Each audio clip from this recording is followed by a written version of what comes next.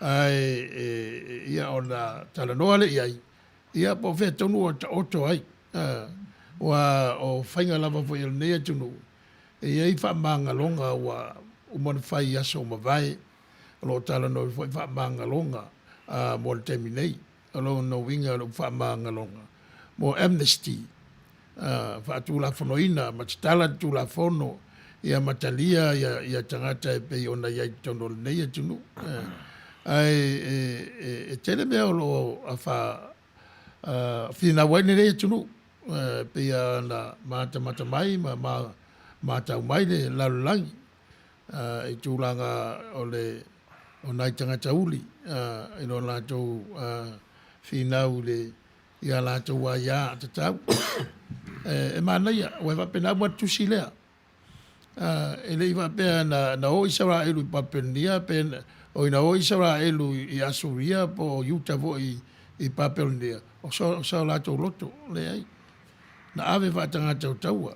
Wapena ua le tūlanga o le whina wena i tangata. Whasa lau tau sanga. Taron whai tau sanga o le malo nei e ala i le waa na malanga mai peritania o le Mayflower.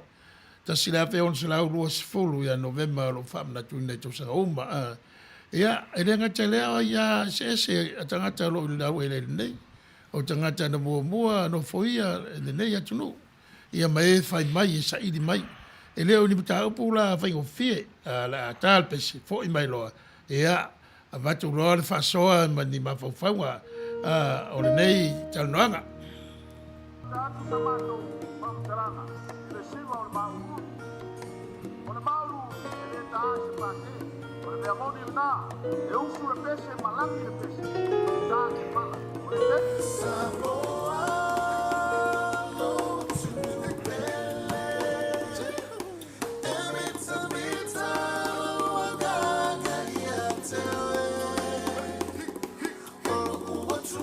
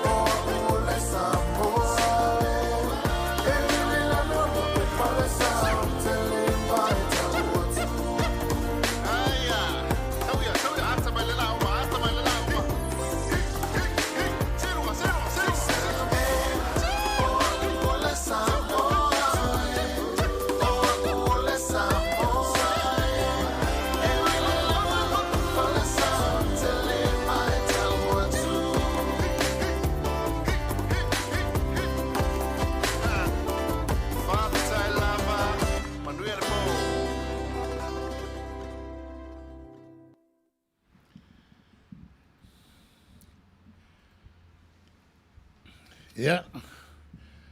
Nā ua. Ma ea al pese wha boi boi. Watu ai le anganga whawhile mū ma le anganga whatalitali. Ia ma le anganga fo i whawhia nai o tātou roto ia mo tō whinangalo la matalta talnoanga. O le visili e fia tu i nāntu le uso au au na sunga le whapengainga ia Pausa Thompson.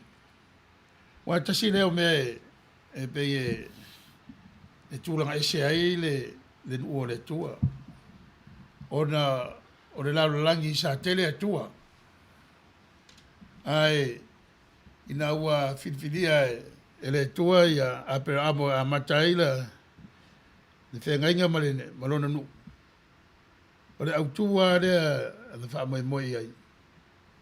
Ia tasi le tua e tāpua iai nā tō uma e tupu mai a apera amo. O le vaivainga. E a vea e umai fua. E a whaina i le tele o atua. Alo si o mia no nā tō ola. E le ngate le mea na iai ai kupito o mai to afa ia umwhale kanana. O le vaivainga nea. E whoringa mai la. E o te mina whai en man. A vea. Ia, te mila lea tūlai mai ia remia.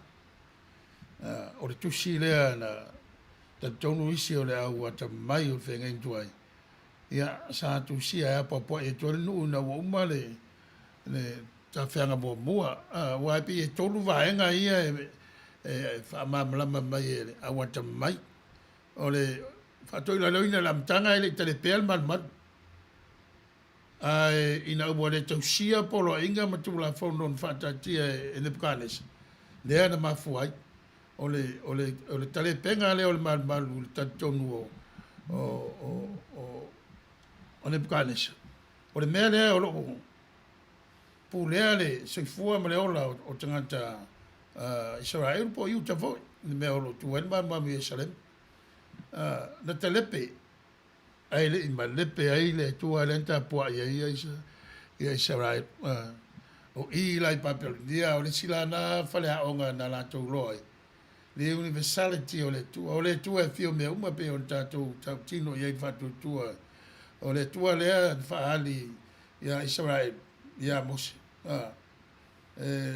le sei ngo al mena ainda le fai ona to fa le ainda le sua fa o le tua e pa ia ma man ia o lea ua whaina le nu e whaulinga mai a e tuli mata ia ele o sa o tau singo le whengainga ma le tua lea ia e waturo i sau whaalau te leina o le mta upu mo le I do believe o le temple cultic o le si lea mea na se ele nu mea lea whatua ia mi au tau tonu perfect se amata mai perfecta o le a was taulanga priest ia ma tangata uma o lo puleale Jerusalem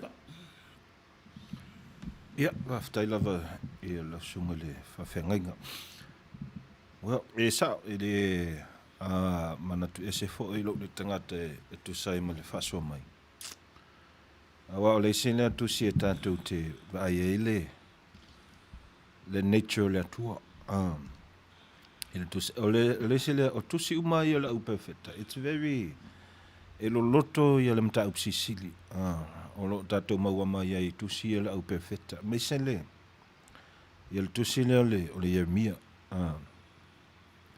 I think e tele ona fai ngoa Yeremia o le weeping prophet o le perfecta e tangi awe o le perfecta very emotional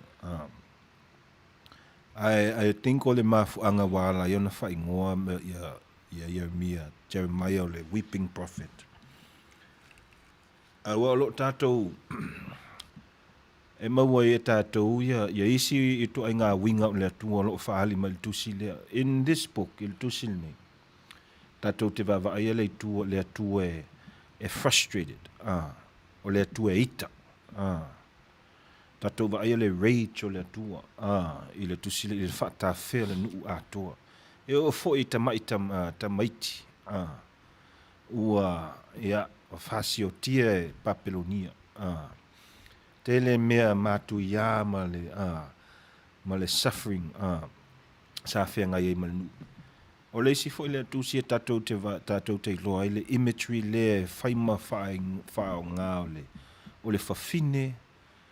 Po le tua whawhine. Po le imagery o le whawhine ua tulou le tatou ua tō. O le pain, o le agony o le whawhine. Ua whaatusa mai e le tusitala o le atua na. Whaatusa e lona ti ngā ona ua fuli tua Israelu i a te ia. I le whawhine ua whanau. O le relationship fo i o le wawhea ngai o le atua ma Israelu. Whaatusa i le imagery leo Israelu o le whine, o le atua o le tama. O le tama loa. E tele la ona tatou iloa mai i le nature o le atua, o winga ese o le atua e whaali mai i le tusilia. But why? Why wa tele ai ona whaama mawha e lea tusi le nature o le atua? Well, o le taimi mua lava nei ua kalepe i lalo le manu. O le mea na alu le taimi o le atua sa lima taita ia le atua Israelu mai lava le vaitau ai kupito. O mai le si lungo le atu nuu o le nuu o Israelu e ala i ana tupu. Le iai tā vita ma Solomona. Mea te tele sa whai le atua. Whatulanga le atua le tāpua inga. E ala le au osi taulanga. Paule le mea na mana oi le atua. E matau te manuia ia Israelu. Ai o tau wha maoni mai. Ioi. Ia e peon tātou whai tau whai nei afiafi. E sa ili pea e le atua ia Israelu. Sa ili ma sa ili. Ai pau lava le mea na mo mea e le atua. O le wha maoni o le nungu. Ia e peon e wha soa mai whai le nei afiafi. Ua matua i le wha maoni ia Israelu. Ua matona ona latou sa ili sosoani whafoatu o le taltonunga wha le Israelu lava ia na ola mai ai. Mea na awina ele tama matene Israelu wa matona fulitua masa ili fafo. I isi atua o nuu tua oi na e sau telea o na wha matala mai ele tuspa ia. O nuu tua oi umalava ia wa latou sa ili sosoani iai ma latou tapua ia tu iai. E o foi le vai tau o Papelonia. E le whapeo se mea na nofo mai Papelonia wha umatia le nuu. Le ai. Wa e mata mai ale taimine na o le wa e to telea o tangata Israelu wa mata na oe. E a foi e sa ili Manuia i Papelonia. E pei mantua la tātou. O isi a wala wa ui mai e le whainga lea o Papelonia ua wha umatia e la tau le nuu makalepe i lalo le malu. Ona o tangata Israelu a la tau. La tau lea sa ofo sa whaofi mai ai le political instability o le nuu o Israelu. O le mea la le e emotional ai le tua. O le mea le tātou te whaalongo i ai it's a very personal le tusi leo o le Yeremia. Ua matua iti ngā lava le atua. Ua matua iti ngā lava le loto le atua ono o mea ua whai a foi. E tangata Israelu. O le perfecta foi leo o Yeremia. Ia. O le perfecta wa e tele ana o ia. E stand alone se tangata sa ia alu ta lai le fina ngalo o le atua. Ia au le perfecta he was a very lonely. Au le imagery fo ile mai le atua. Israelu i lato whainga ia Yeremia.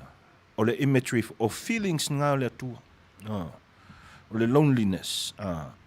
o mea ua fai ele atua mo le nuu a o lea laua latou fuli tua so na experience uma e lea perfecta o ia mia le ia emotions o le atua aua ia ele i fai ngofia nga luenga ia mia e translate ma momoli atu fe au ese ia o le atua because e ele to inga va inga neonas atatu fai tau tusi leo ia mia ele le diagnosis psikolosi o le meta o le bipolar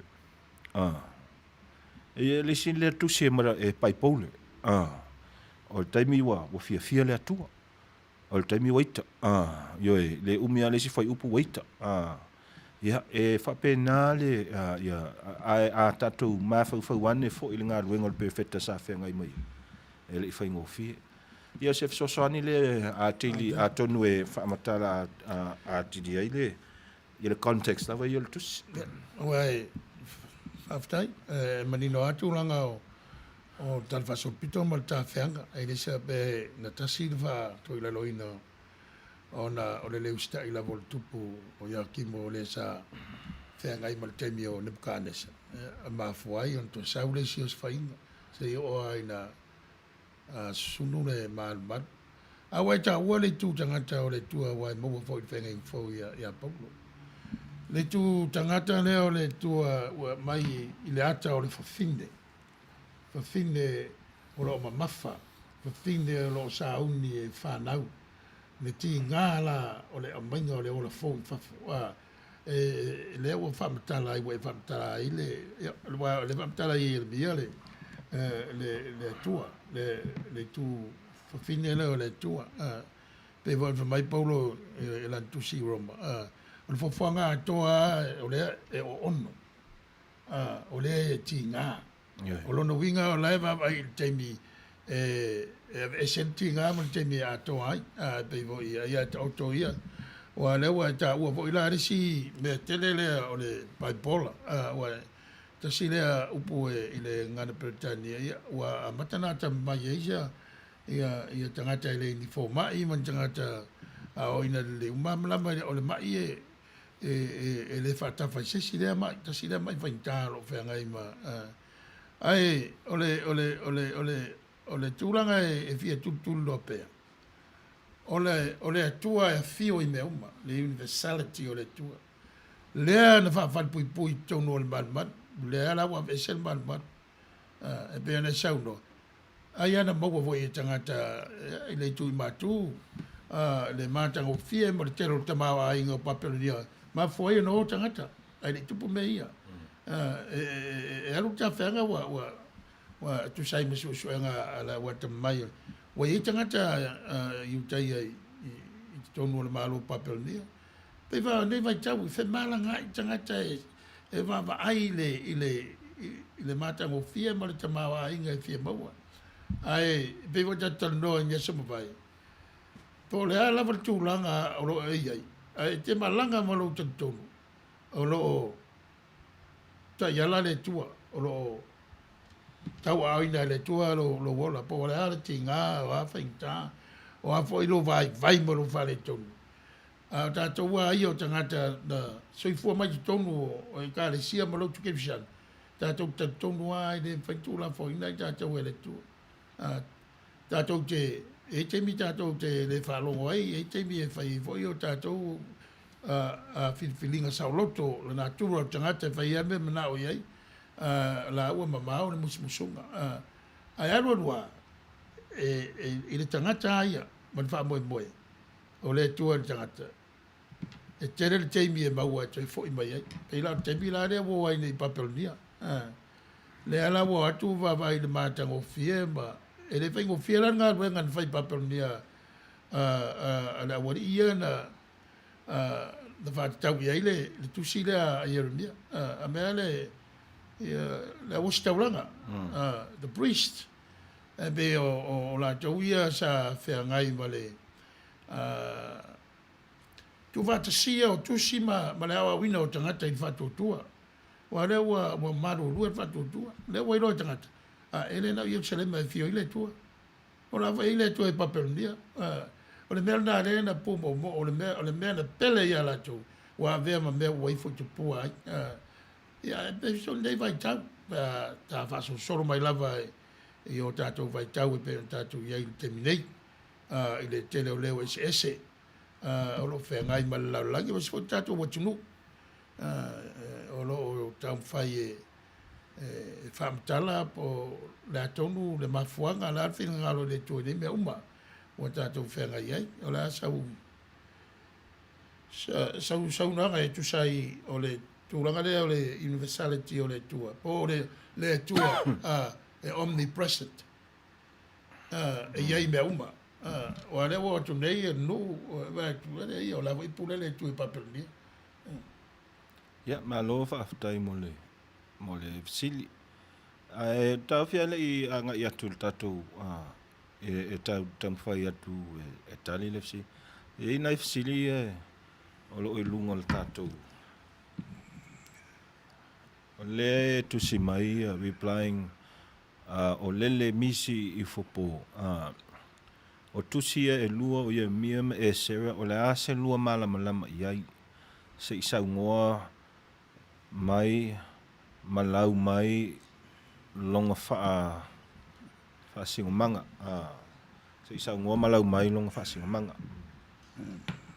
Ua kumomoia oele ia onga wa ole kalangoa mai le Ezra Nehemia Ia, o ai se kaimi.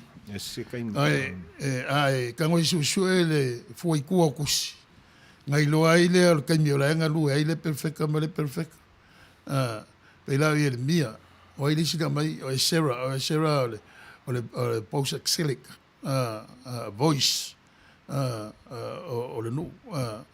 O ia mea la ko o le pre-exilic o lona winga ia upal palangi le pre o lona winga o walaka mai ia kaungu ulole ia ngai loa ia el valo anga perfecta sao o ele perfecta le ka mai nungai Sarah ia Sarah o le Pausa exilic o le perfecta o la kunga nga fengai le ko fa fo ia ngu nga ua fa ku sa ko mai po ai al perfecta ke le o kuspa ia nga mo study pai ko nga wa ile diagram i luma e ka mai ai le chronology po fa so longa o tausanga ma le kemi nga lua ile perfecta ma le perfecta ile ko exercise ke le ko kinga ke le lo ma fa nga ole NIV study Bible ia mo ke le study Bible. They usually provide that information for you at the very beginning of the book. I le vakulanga o le chronology o le history. Se yo mai la mkanga se yo mai I ka feanga. O le si o lava kalakua. Ia, sa ngua. O le si le me unga mangkua I fo I kako. Ese le kaimi o le prophecy. Ese le composition o le prophetic literature. A kako kalngola ia mia le kako kalngoa le fiku senkuli tilamo BCE. So in between se meo le 640 and 609 awa e alu anga I from ai lunga nga I lalo ia tausanga o le tilamo 640 609 ia awa ia au le ka feanga lava ia la ko le kalngoa mai le 597 ilo le 586 a kako kalngoa le composition o le kele lava o mga kula au skola. O le kusi lava leo Yeremia, ia mai se le prophetic literature, Ezra Nehemia, me ngai ku whaakasi ia kusi ia whapena. Wa o kusi ia nga compose, I le taimi wa uma na ta ape le nuu, wa kalepe I lalo le malu. So, ese le composition sa whai le au priestly. Ese le mele whamatala mai so, o le tau mawhaile au prisi e whamatala mea sa tutupu I le fitu centuri. Because remember, o le lead up le prophecy o Yeremia I le tawhianga. So, e tele ana, is temia vava I tātou I prophetic literature or more historical documents. But not so much o historical documents mal se whaamatalanga.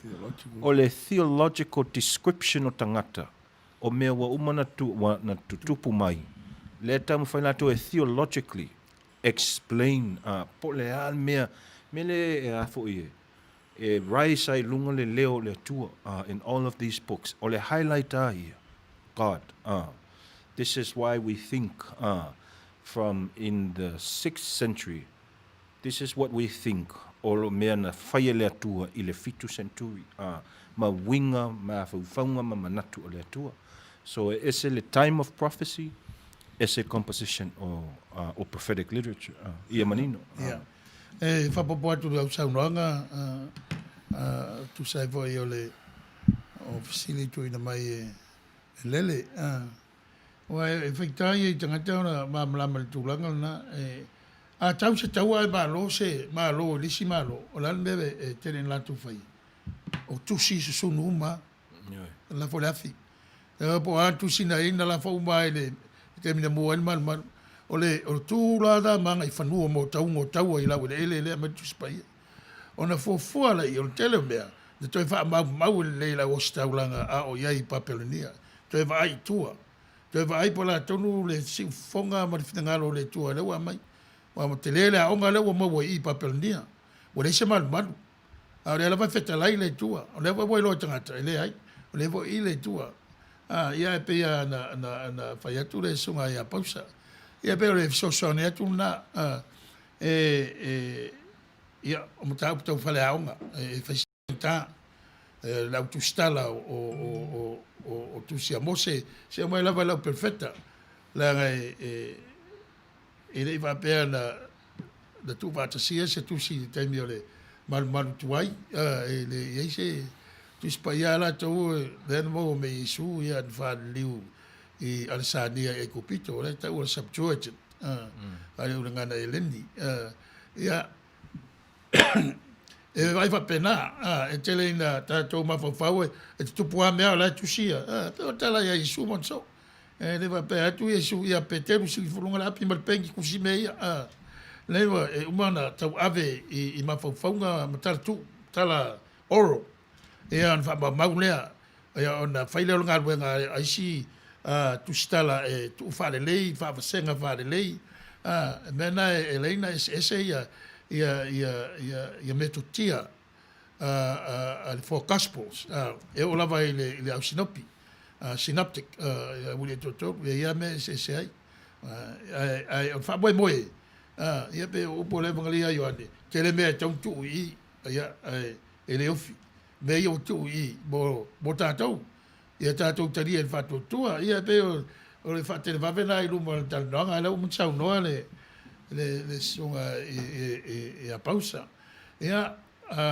o le ala le laufina ngalo o le whamoe o le toi fo I o tawhea o le o tatou loa toi fo I tawhea le ale fa moe o le au o staulanga ma la to uma sa vem tai I le venga le tafanga o te fo I wa pe tasile me sa mala lava e sa vali te mi te fo I la to na sa tai no e va vai tangata e wa le te te me a tia e tau ainga, le tau tolu manu tu ala whaia on pāma, si an whau. E veo, pewe mtata noia sa mai, e le whai na sau e suel te mau ainga, wa pe suel te mau ainga. E se le tuana te iei, ia e se fo I lau whare le wina. E pe lau te fo tangata, ia pe whamalo si le tangata. Se a tia e tau ainga, mana tua o le tau a tia e pā o le ai, ma le manu. Well, ia tali va atu fo I le silin na te loe o le sau le silio a inga au o hana au tanga vai a lave o la o fesili fa mole I lua sunga o ani mea matu ia ele tatau na tatou whaatinga ai I le atua Manuia le tautua ia ai te tali mo le fesili le o lau sunga ina ia malam mai fo le context o le mele tupu I nei ai o te loa e tala whea ngai ma le fisili le o umantu mai e ainga ina ia malam tatou tuspa ia e le ise meta o le religious freedom I tuspa ia e le E masani tatou whaalongo to inga mawhauwhaunga leo lea tua e fua. Ile whenga inga tuai. There is no religious freedom ile whenga inga tuai. There is no religious freedom a tatou ai fo ile I isi interpretations o le whenga inga fau. But in the context ai o le whenga o le atua ma Israel. Ele ese rume e mawhai ona. So le isi lea whangata I ne ona aso ona whamatala le tala le ya Jeremia ma le whenga o le atua ma le nuu. A very jealous God. Mena emotion ai o lai le atua i le tusi nei o Jeremia. I le o ese o le nuu ma ya te ia. A o le tulanga fo ia le o le tāpua inga ma le au o staulanga. Well, I think ona e sa ua I fo ina I le tusi lava le o Jeremia le fo I upo le mta upo luas fulu mariva. Wa yo e sa wa o mea na tuua le atua ya tupu mai ya whaafita uli umai ya Israelu ya Papelonia. But even I le taimi sa whaatawhea inu I Papelonia. Na iai na whaatonu le atua o umaona na whaailoa Jeremia I le nuu ai le I whaatawhea.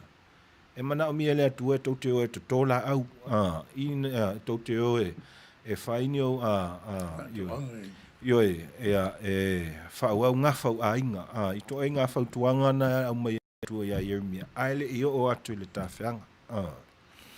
So na iai mea wa umona tāpena le atua nuu na iloa fo I Israelu le ai paua lātou te le I amana ia le upua al perfecta Jeremia peone ia vatpat Iyo o lo ua ia va inga ia le tusi le ma le prophetic nature le oltus.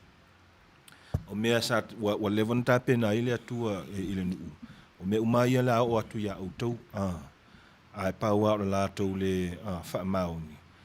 Ai paua mea na sefe ile nuu o Israel. O le vaenga la le au priestly. O la to wa le na toe whaauau tala, ma whaauau ia o mea le memory. Tato wa ele tatonunga le au choose, le au yukaia. A tāua ia le mea le memorization. E tato te wai awhaitau nel tuspa ia le au yutaia, e o whaapea. Alu lunga le ulu, alu lunga. O le mea nana maua mai ai le vaitau le tāwhianga. O le awa o ina o tangata mai lava o ta mai titi. Ia lato memorize faso le tuspa ia ato me la na awa na taimi ele ia ni lato tus to singa wa ave was sungu mai fo ele au Papelonia lato tus to singa ese mal lato history so fafia this is where you get the statement le tuspa ia fa ngaso o le salamo write it on the tablets of your heart o le to fa ngal pingi ai tusi le fatu to say the fatu le tangata longo wingo le memory. So that's why if I go feel the memorization in the rhythm, me na if I ta wai fa penal au you tai alo lunga ina e te va ia lunga that's why a memorization o le ta ua ia ya lato. So au was tau langa bo le au priestly ia lato se feel le nu ile tu lango le fa au pe o le tal tonunga ile atua. And I think o le mele talano mai ia ina ia toe fo ile fisili li o fe fo ile fisili o si na le o la fisili o mole lo sunga me matu ya ele te tau ona tatou fati nga ai ile tua manuia le tautua au te loa o te tatonu le sawa ile mia a tatou va ai le tua tatou talitonu, wana ia whaia, ia mea o fofongia, wana ia lofa tele mai, why would we, lal mea a tatou fuli tuai. E vole angasala le tuspa ia tauso o le unforgivable sin. If you know the word of God, and you still reject the word of God, you still resist the Holy Spirit, the Spirit of God, I think ole mea na matua iti ngā ele loto le atua ia Israel. Ngā wana lato vava ai. mai lava le taimi ai kupito, mai lava le si lungo mo manaki, fai umai le atua. Ai le umia se taimi ai koe ka lepe mai lalo le atua, ono le furitua. I think o le matu iana e fisosoani atua i fo i lau sili. Mareo i tua esi. Atua esi. Atua auro. Pe on fai le vaitau o mose, maisi lava atua na fai fo i la au Babylonia. Ina ia manino fo le mta. Ele eise mea le o le religious freedom. Ma le ia se e tasiele tu la fondo. Ole, vapo atua e pe ole o hana pe mana ia vai tu la pono sifuru le na tu ia mos. Ole afa ole va fa lo o tangata male tua e onga tu tonu ai le alofa o tangata u fa maoni le tu. O lesi ole va o tangata mal tangata e onga tu tonu ai vo le alofa.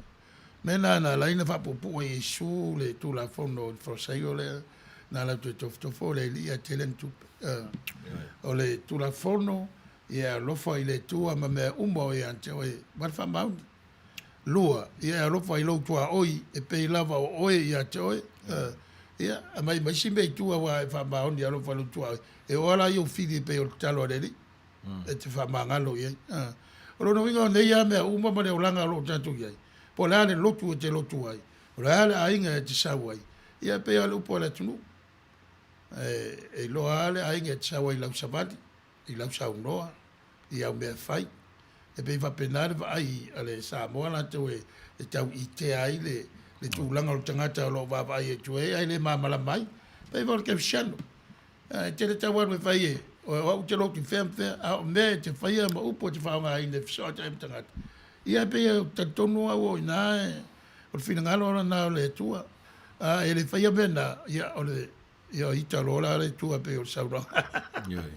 O ono lo vale tua. E o ono ile alofa mo tātou. Ia pe e tangi fo ile tua. Ia le sa we mo le fisili le ia ai ko tau. O le fuana e fa nga ile nu le tua. E was tele on fa nga se e tangata. Yo ile fuale fuail tangata. Yo. Wa o ile fel karanga. O ainga. O ainga ia makaudia mo o le fuamo me o metafoa. Yo.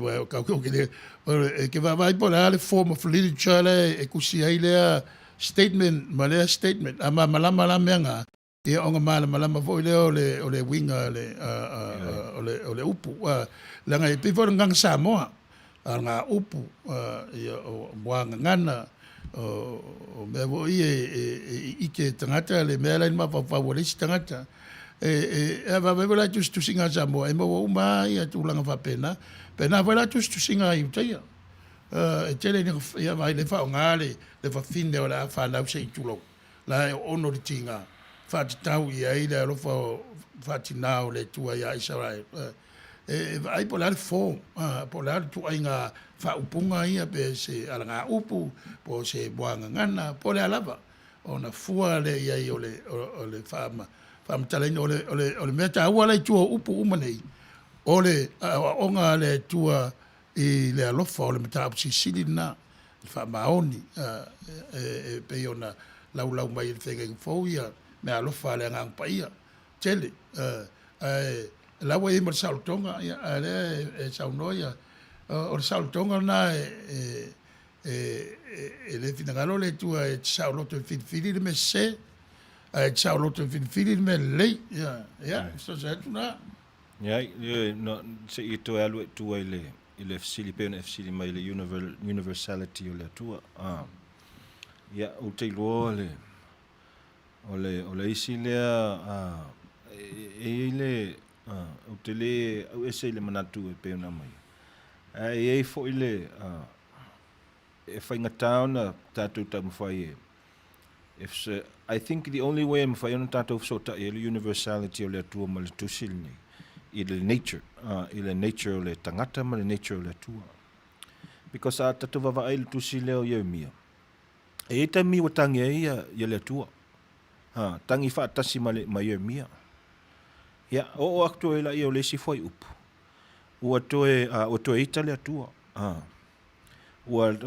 o le mo tangi le tua on o mea wa o i le tinga lo fe ngai ai ma Israel ma Utah Judah yeah and then yeah to itala yo le tua so it's o le mena na te fa to e tau pai pole text because o la tangi ia mia la tangi le tua a o mea na fa le tua why o le a tinga le loto le tua o ia na fa mea ia Oh, God is the cause of the suffering of Israel.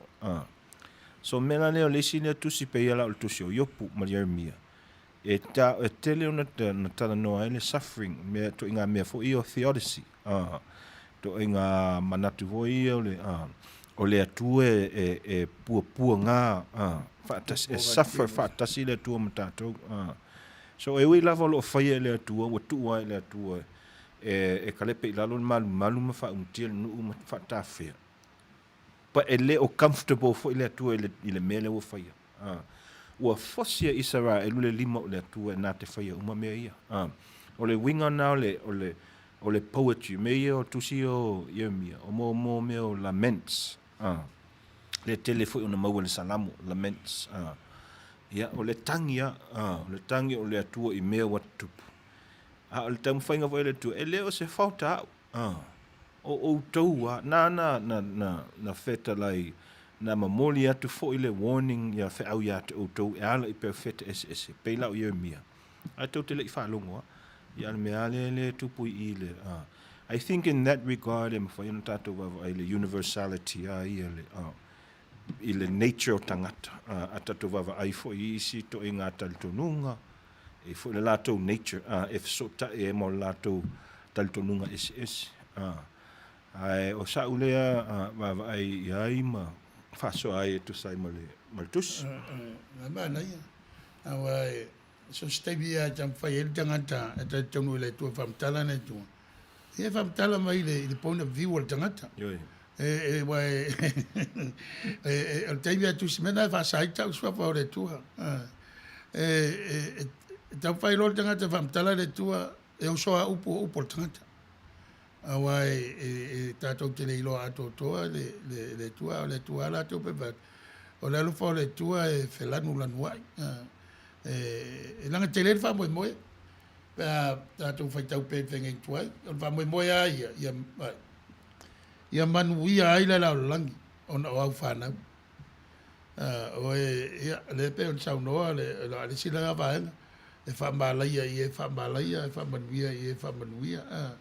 e whaulinga mai pe o na taltan noa pa taupule I papeonia e whaulinga pai pe o se malaia I le vai ale al tangata ia sa o lo tanu ai na me lilo I ento e malanga mai lunga lea na tu mau e per whatu tua o Israel e tina whata whea Roma e o mal temide a la foto fa wal malo pa wala me fa no e pe vai tu sila fa no o sera e temide ia e tau tia o na ia ton Palestina ile o ngat ton se o pe o me va pena a ta tu tal no la tu venga tuai ta tu fa ta tu talo I ta tu ma lamba I fa upunga ina ia ta tu mau ai le mau sali o le tātou whātua tua I le tua. Alo, e ina I whisiri?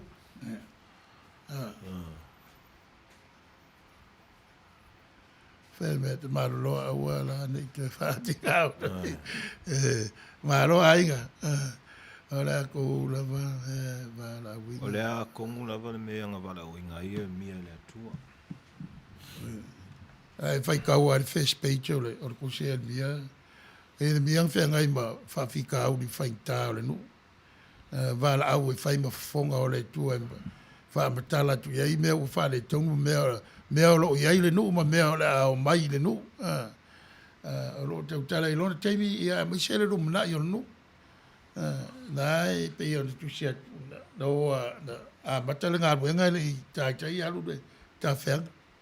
Le ase mea le o taunu e pe ona vai atu ia sunga bos le la mea la telo mea te fa mau papelonia le o staulanga ina wa tu stusi uma nei tusi ia tonu e loto maularu family ina fisili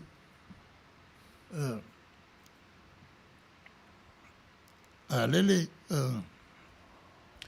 tele am tanga tusi fam tala mai na tusi mare tusi wang nai tusi e bia o samai vala una ye o yo isai ele ta boyono tele au tusi e amata fam tala mai bo ile tangata mare tangata mo o upu e forsanga o le tusi mo le tusi ya ta to te avet fa malo ya te la tona o ngā ruenga o le mo le reductor e le singa ruenga whaingo fie le au tātou mo le tusi paia tu whātasia mo tātou se o tātou la tupulanga manuia wa tātou mo wa tātou tusi paia Hello.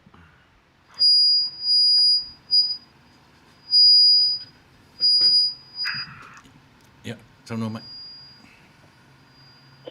Hello? Tauno mai. Ya, stai lava mula Manuia. Ya, tano fatulava ya. Se sunga Sepulona, mas foi Pausa, maro se foi ko sunga. A fenda ina mesela sunga le a tono, la epa. Ya, oso sana sa oficina le. Ale tinana ya lele, osna fa so foi ya. Fa pupuat. Eu fa filma ele está sua matata tu.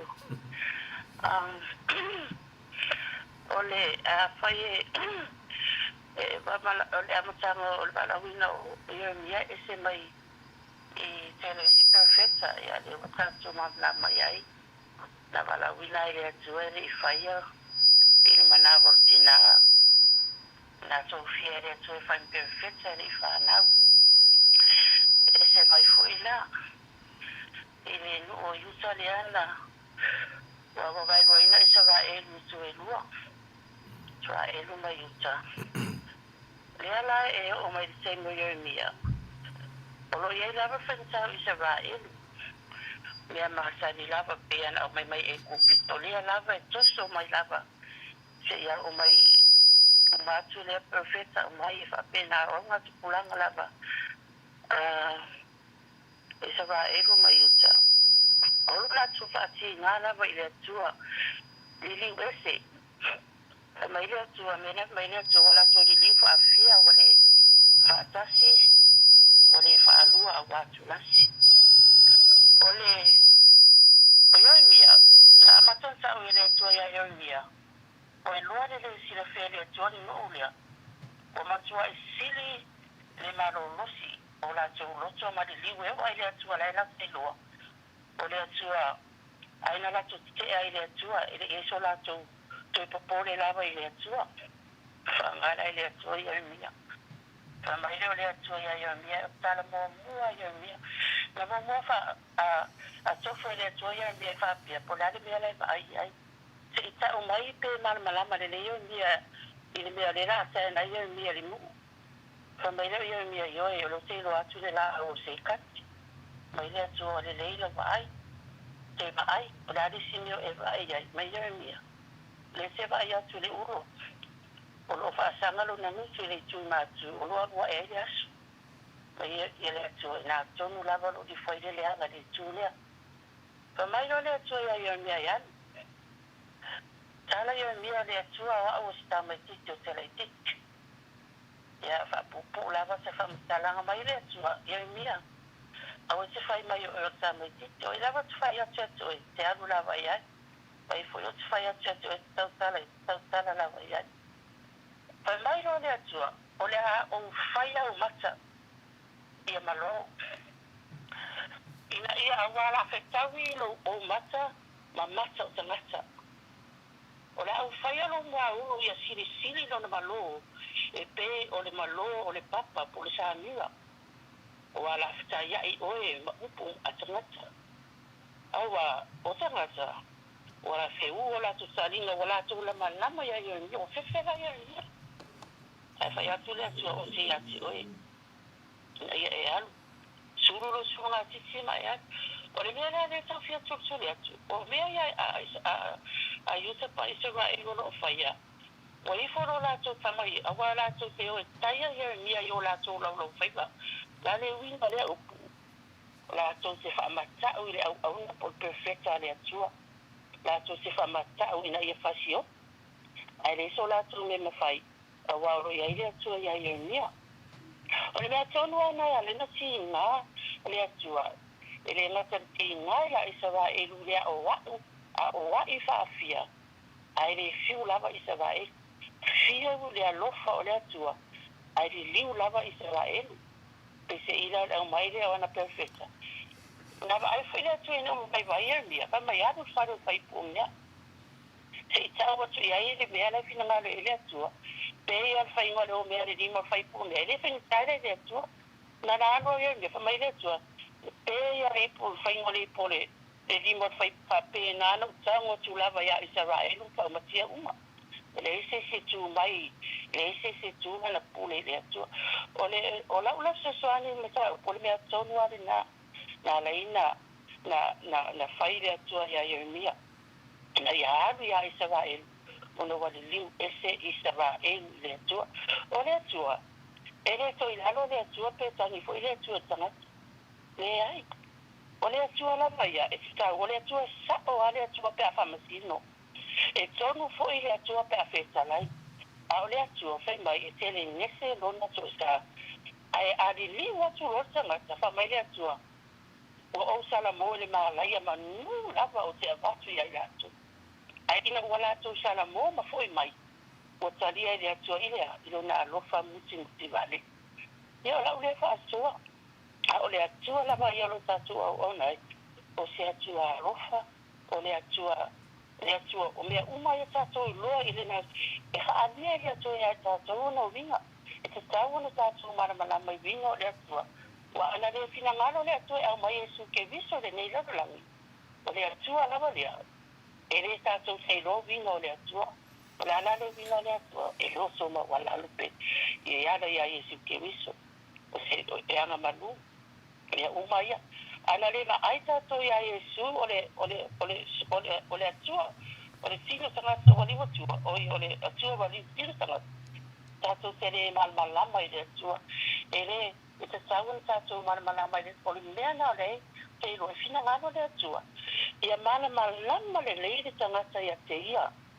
Ina ia i loa le tangata o ia lava o le atua e tō tasi e se lava ia i atua uma. No sa ona tu whani atu e. E ka siri aua mana ia te le tatou taru i le gofa mamlama. So ia rele mo lana ka siri ia lama.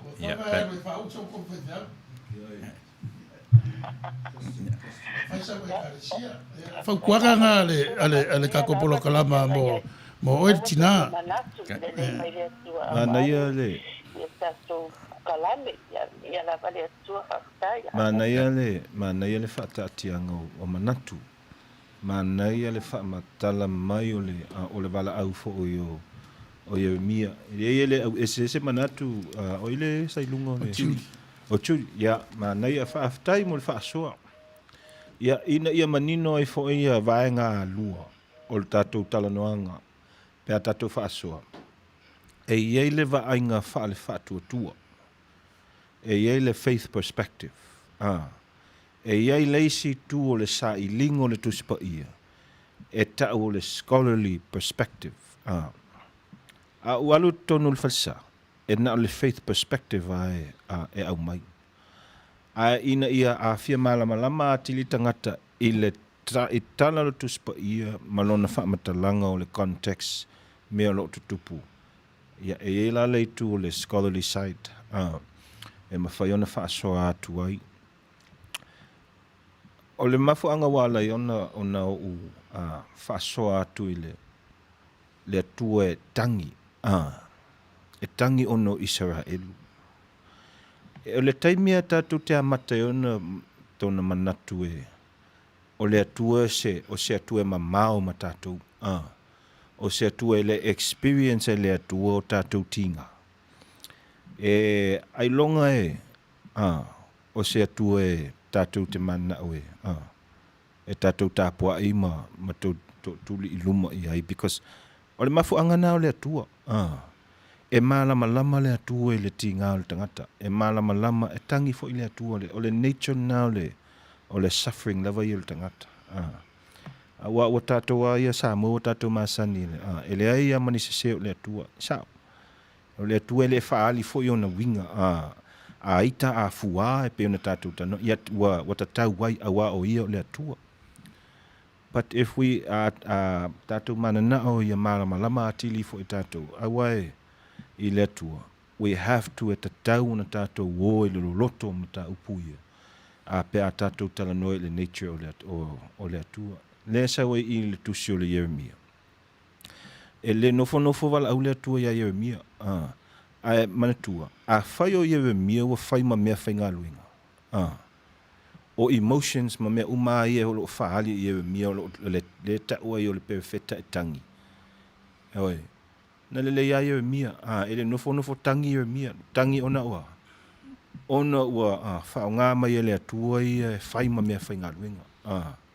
So, atatu vai, e mawhai on tātou, vai mai, wa liu tino tangata ia winga o le atua, e ala i le perfect. Wa humanize e Yeremia le emotion o le atua. Wa au mai winga o le atua, totonu Yeremia le perfecta, whao ngā e mo moli atua i le wheau o le tangi. O le tangi a we, o le wha o le ita. Wa whao ngā i le perfecta. E le whapeo le perfecta la e se perfecta e na tautala. O le tangata ua whaima mea whainga luenga. E fio le tangata, le presence o le anganga. E whao ngā e whapena e le atua le tangata e perfecta. Pei la na tātou whaitau ai le tō tele o isi perfecta le tusipa ia o lo o iai fōi ma Yeremia ia ma isi lava ia perfecta. E emotional o latou tangata. E feel umai nei tangata le prophecy o le atua. So, e le mwhai lano tātou whaapea. Le ai, e le eni winga whaapena. Well, tutu le loto. Pau lava se whaatalo sanga ma se tua lalo le tātou polo kalame. Tātou tamu whai e tu i le loto. Because a whai na whai le atua tātou. O winga fo i o tātou. Tātou te langona. Le fefe, tātou te langona le tinga, tātou te langona le ita, le whaavau. A o mea fo i o lo tala noma i le tātou tuspa ia. Ai whaaftai le tina. O mā naia mātango fia ia le whaasoa i le whaatuatua. Le faith perspective a ia ua whaasoa mai ai. Pei I lusunga I whawhengai. Ia, sau tau whaalava o ia tuli. Mo tātou e le a whaina, e le a whaina lau tau soani mai. Ia e te tau fōi ona iai si na respect i tātou por kalame. Ola ngā ruenga nā lea, e whaito no tātou por kalame. Ia sila fia pēr lele ma tuli. E le se me se o rua forsanga. Ia le tau te le face value o le mea. Na ia pe api on saunu atu sunga le whaiwhiau. Toi tu le loto le wa ai. On whaingo fia i leo tātou mta up tana noa. E tutu sa lea o rua maa. Vai o aure te toso o mala ua. Pa wale o sia umele whai o le whaalongo lea ngai esea le ta e alunga o le wa ai le whai tau tu sipa ia. Ona ia wanoa le le ia. A rua maa tau mai. Sa o le le ia o rua. Na whaia na fua mai na manawa. Wala awina mai. O le manatu leo le atua ia Yeremia, I whaapea I toi fo, ia o mea masani au tatu whaitau atua, lai whai maritu sipa ia. A o le au ngāla leo la ua. Se I toi whaatepa tātou I le loloto le mea, le tai o iai le silafia ma leiloa. Ia mo le silafia, ia whaauotu te pulkana. Lo lava.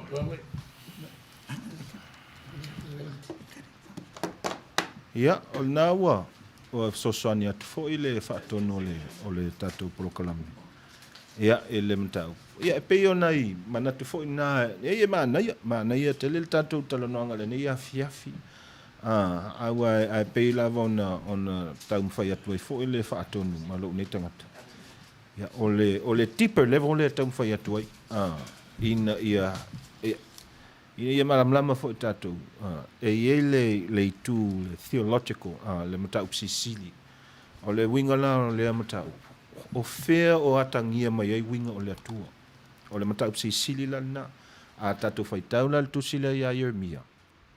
A wai le mawhaiona tātou whaape ioi na au mai al fe au o le atua ona step back la i o le atua. Ia matu o ia Yeremia ia aluna le whamatala mai. Na o loa oe a o e tonu le manava pe ona a seunua ia Judy. I le manava. So o le prophecy ai le i formin le tangata.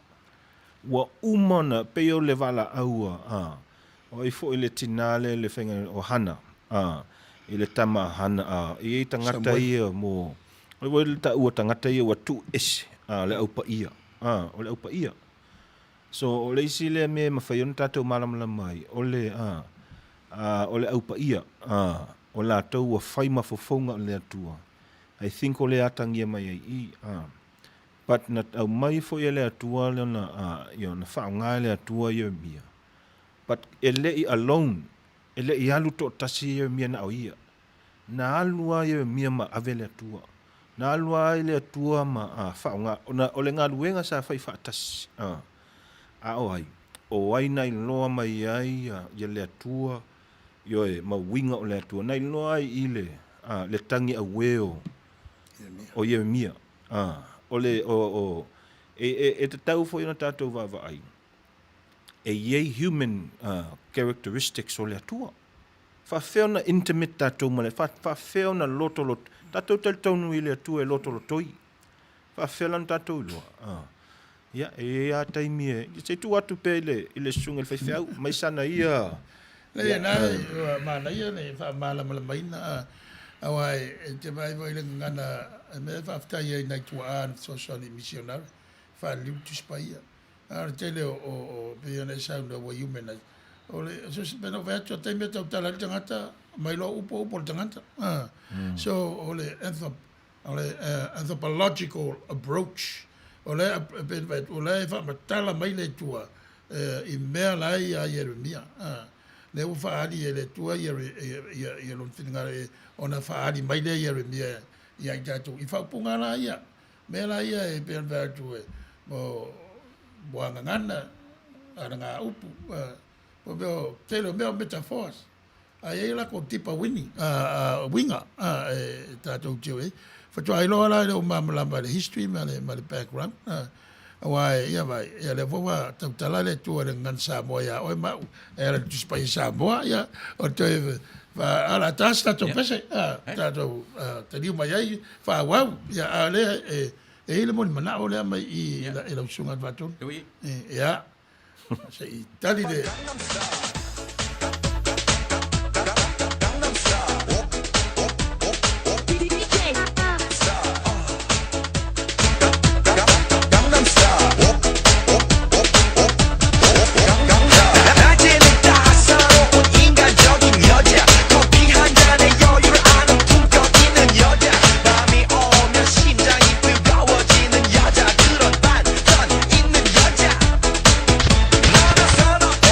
Noche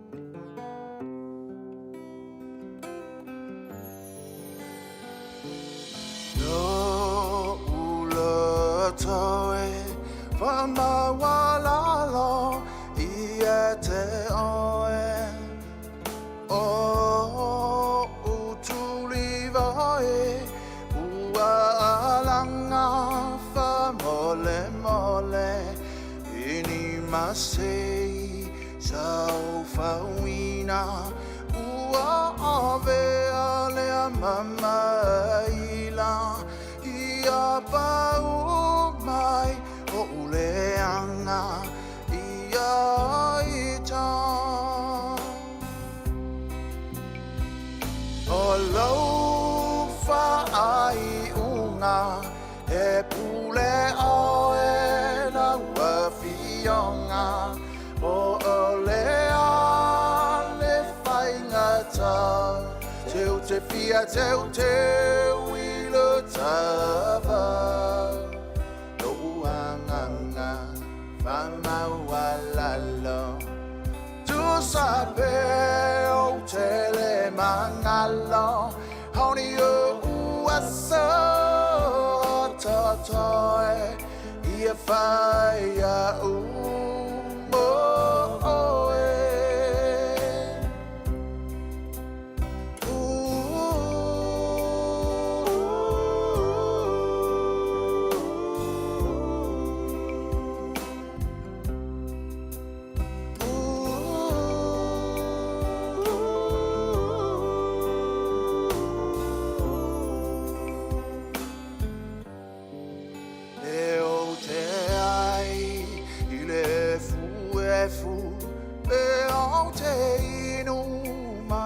Sepelu Leo te nofo ile asa Ute talia ino uanganga Et mai au Mau au auna O se bolonga Molaua fionga Ute talia Male fia fia Aule tangata pisi pisia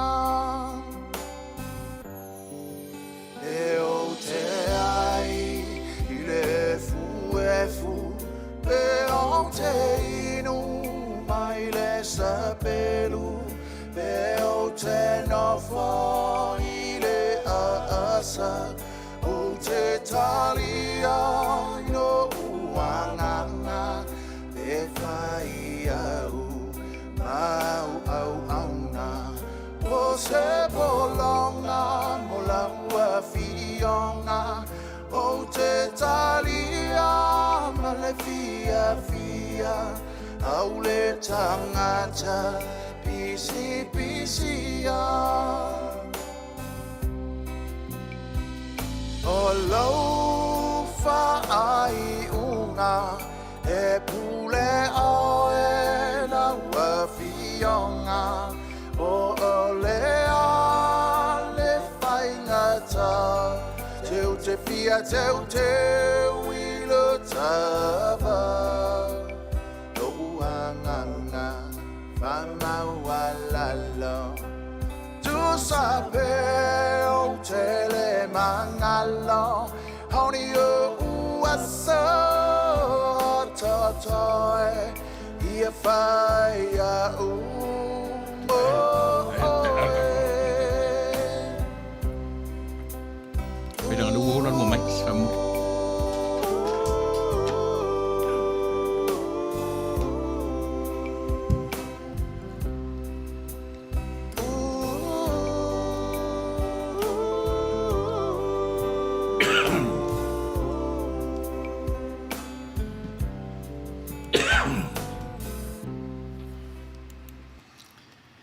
Ia, o leo ua 5 minuti te le tu lai ono, o no winga le tu e titi lava tali tu lai fitu, wha ua wina pēr tātou por kalame.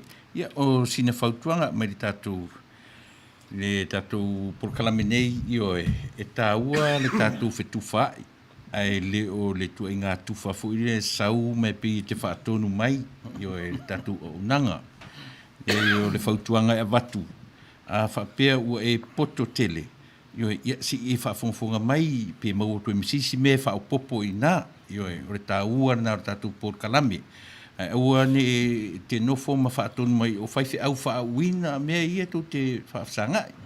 Le lava na o na tuaturawa le tangi a le pūmate. Ia tātou sa moi e le me ta o le vāwhea roa i tātou te whaasoa ai. E le nofo fo ino nofo atu la ua i lunga nei. O e ua whaawina. Pea no whai atu. O mea na te rua au maia lele. Nei dope whero lo isi au sa wea i le mea na te. Aba i le lava u te nofo ma whaalongo longo o mauawa noa nei. Ua tātou te manatu a toa i a te oe. Pe a toa i a te ua mauawa noa. Ia se tātou ave le taringa. Se o tātou whanongo pa si mea fau. E mau. E tātou te whiu sa ili tātou te whioti wha ma le lanang nei. I le isi o atua iai a whio ngā le atua. Mōlo sila whia sa moa, ia au taum whai e whātontonu mā lia tātou por kalame. Ia whai te launga ngana e tu ina mai lunga nei. Aua e te taum whai a o mai, te tau whātontonu mai au whinga luanga mara whaalala. Ia, o tia le avano e lusunga. Mā lo, ia, aftai le whātonu, ia. O le angangal na o le nei polo kalame. I rea se isi a totoa. A o nei mea ua tau mawhai atu ai fo i e whala ua i tele mata upu. Matala e peo na umai le tātou tuspa ia. Ia mawha matala atili fo i a wingo o le context o mea tu atu fo i o tusinga. O lo tutupu mai le i le vaitau sa tu si ai ma le vaitau o lo o tau mawhai mai i le tustala e wha matala. O le wingal na o le tātou atus. Ai sa iai le ko mengi le ilunga i le tātou. O le sa wai i le ko mengi le. Ia, o lele. Ia waftai. Ia, o Yeremia, ia, e lo loko kele le wheau ale atua ngā ave. La se ikipi e selisi vanga aia ngā wae. Le au ngā mol kako whaasoa. E se i whangasao ale au i le me o le manatu au mai. O ia mea lo loko kele le wheau ale atua ngā ave i le perfect. Ai le i kupu o ko via kako ia sa ingu wenga i ipu o le malu. Ia, Manuia. Ia, o le whapena le whaasoa. E le whape avatu ia ni mea o ngā e mawhai o na whaasoa mai e fo i tātou. Ia le Manuia le nao se whaasoa ma se tala noanga. E tātou te ina ia malamalama le isi le manatu o le isi. Ai pau le mea le e tau mwhai atu i le nei afiafi. E malamalama o le tusi leo Yeremia. E sao. O le tusi na. O le mea tau ai fo i le tusi o Yeremia ma le ngā luenga wha perfecta o Yeremia. Wana o ana tau nuu. O mea umalava o Yeremia sa ia fola ina. E ala i le fina ngalo o le atua. O mea umalava ia wa na iwa o na whaatau nuu. Na tau nuu le ka le pe ilalo le malu tau nuu fo i le wha ta whea o tangata o Utah. Wa o le nā fo i vai tauna. Iai fo ia lave ese mal pol kiki. O le mea tonu ale tupu i wa fua i ona whaale tonu ia Israelu ia po le nuu fo i o Utah eta o le au Judah Heights. Ia ona o le pol kiki nā lo ia ma ua lato ngā lue whaatasi. Ma whai pol kiki ma Papelonia, whai pol kiki ma ia Aikupiko. So ele se mata upu whai ngofie on matala atu ai. Wa e tele a mea na e tūla i mai i le vaitau sa whatau nuu ai le wha perfecta o i le ngā luenga perfecta a Yeremia. Ai o le mele tamu whai e whaalau ai tele manatu i a watu i a malamlama i fo i tātou. I le atua. Ma le ngā luenga le atua wha le perfecta sa ia mo tōwhia ai, mo whilwhilia ai Yeremia. E whai maana mea whai ngā luenga. E moli atua i se whi au le nuu. Ia awa mea na i ua na whaatau nuu e le atua. Ia e ale ta whianga ma le malu. Ia e malo ia le au mai moa ma le tatou a inga onga i le nei afi io le whaasoa io ma le mamata upu tatou tano ai. Ai. Wai, e pei o le tūranga na whamoe moe, o tatou whasoa, e tau whai e mai lunga ia winga la e ta o tu la lo whapunga. A wai, pei o vai atu le amtanga tusi e mia, no whitiri le tua i e mia la in manawa long tina. Ai lan tusi anau. A vai ele whanda mai e mia, nei lo i e mia, la tonu manawa long tina. La winga o le nā whaupunga le amtanga. O lo tau tau mai e o whiwhiringa i o mea, whaito tasi e le tua, so steimi a matai whiwhiringa le tua ta. A matau tuspaya, e a mataman tuspaya le amtanga, e ia le awa onganga tau, o ese. O ese a tamu mai wa mai e tena whale tonu, o ese. Whapepo i Abrahamo. Tu ua Abrahamo lona inga, malona inga atua le nuu, mwane mea na soifua mai, o ese. E o lai mo ta whenga, o le o ese. I ei le mea, o lo fufua e le tue mapua ai, o na whinangalo e o ese tangata. E tatou te iloa la, le Manuia ino Abrahamo, na i whapu. Ai Manuia fo i le lao langi, tangata te tupu mai a te oe. Ia peita te wawa ai le mea wa iei nei, ia lotu te tele, sa whailau tala, e wapea o le toru wai whā o tangata lo nofo i le nepa neta o tangata ia pe ke visiano pe o tangata uma o lotu na whānau mai a Abrahamo i utaia ke visiano ma Musalemu whaongale whaasa moa a Pausa Musalemi Musalemi ke visiano ma o le totele, le alawa e le omwhai o na no whawhawhan, e i le mea nai e misi. E a vese la le lua. Awa e a vese ai le paintatu e se mai e langa tasi altu puanga.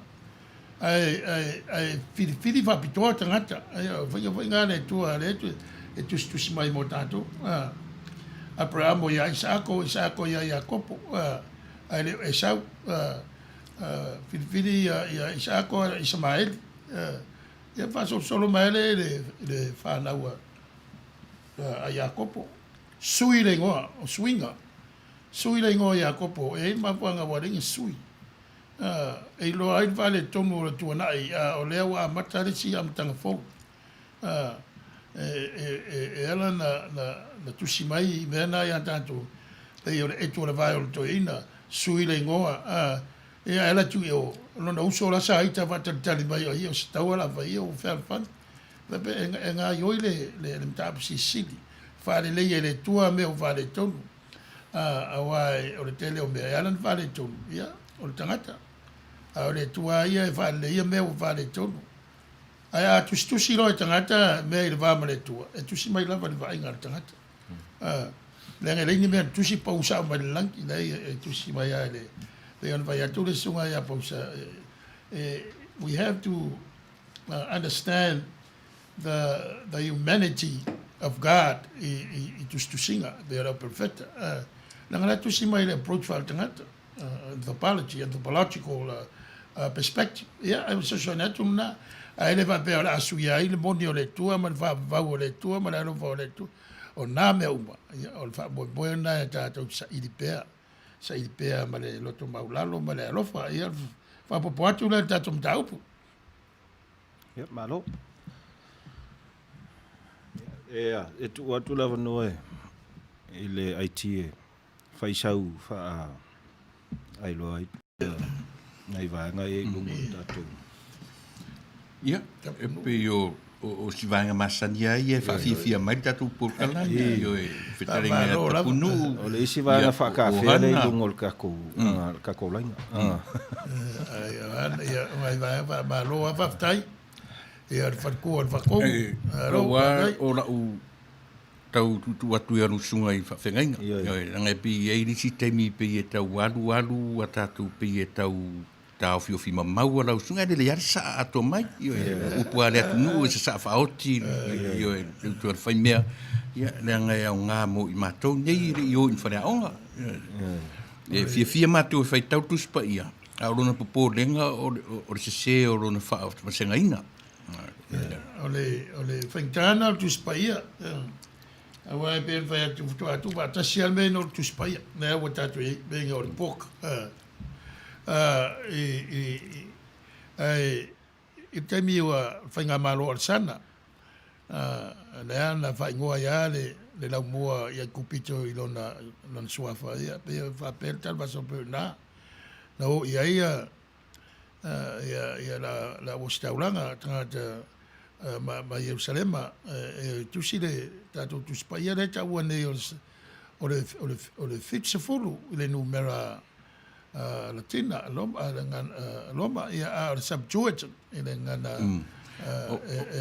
o Jeremia la na alu ta fianga pelia ele I alu Jeremia se ta fianga na fale pui na tau fasioti fo e tangata olia tele ala to sa fatu ese isi perfecta le Jeremia yo wa ya ole enemy of the state se itu watu fa pena tangata ele ifia ai le au mawalunga au vaanga I le monarchy o Israel ya a mai se le ilolato vama ai kupito ma papelonia le na vai tau so o le tangata na ia failinga luenga ole prophecy I le vai tau ni ai le ialu le tafanga le na wa te lele va male taimi a le vai tau ana whata whea I pe atoa le salau tausanga.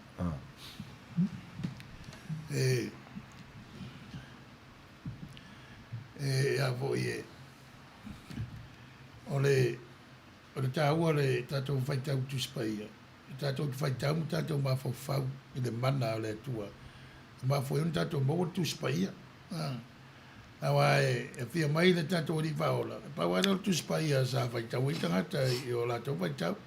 Tuspaia len vāliu I Alsania. Mulmuliane whaivoi le vāliu ale lo pope la tau I lalo o le la tau tangata whiwhiria I Yerusalema Jerome mo mai le Valket. Aine na pavoi nā tu singa. Ar me va ftai ai. Ta fa so pito. Ia mo le nei kaisala sa ta so atua sunga ia pausa lo tua fa Constantine.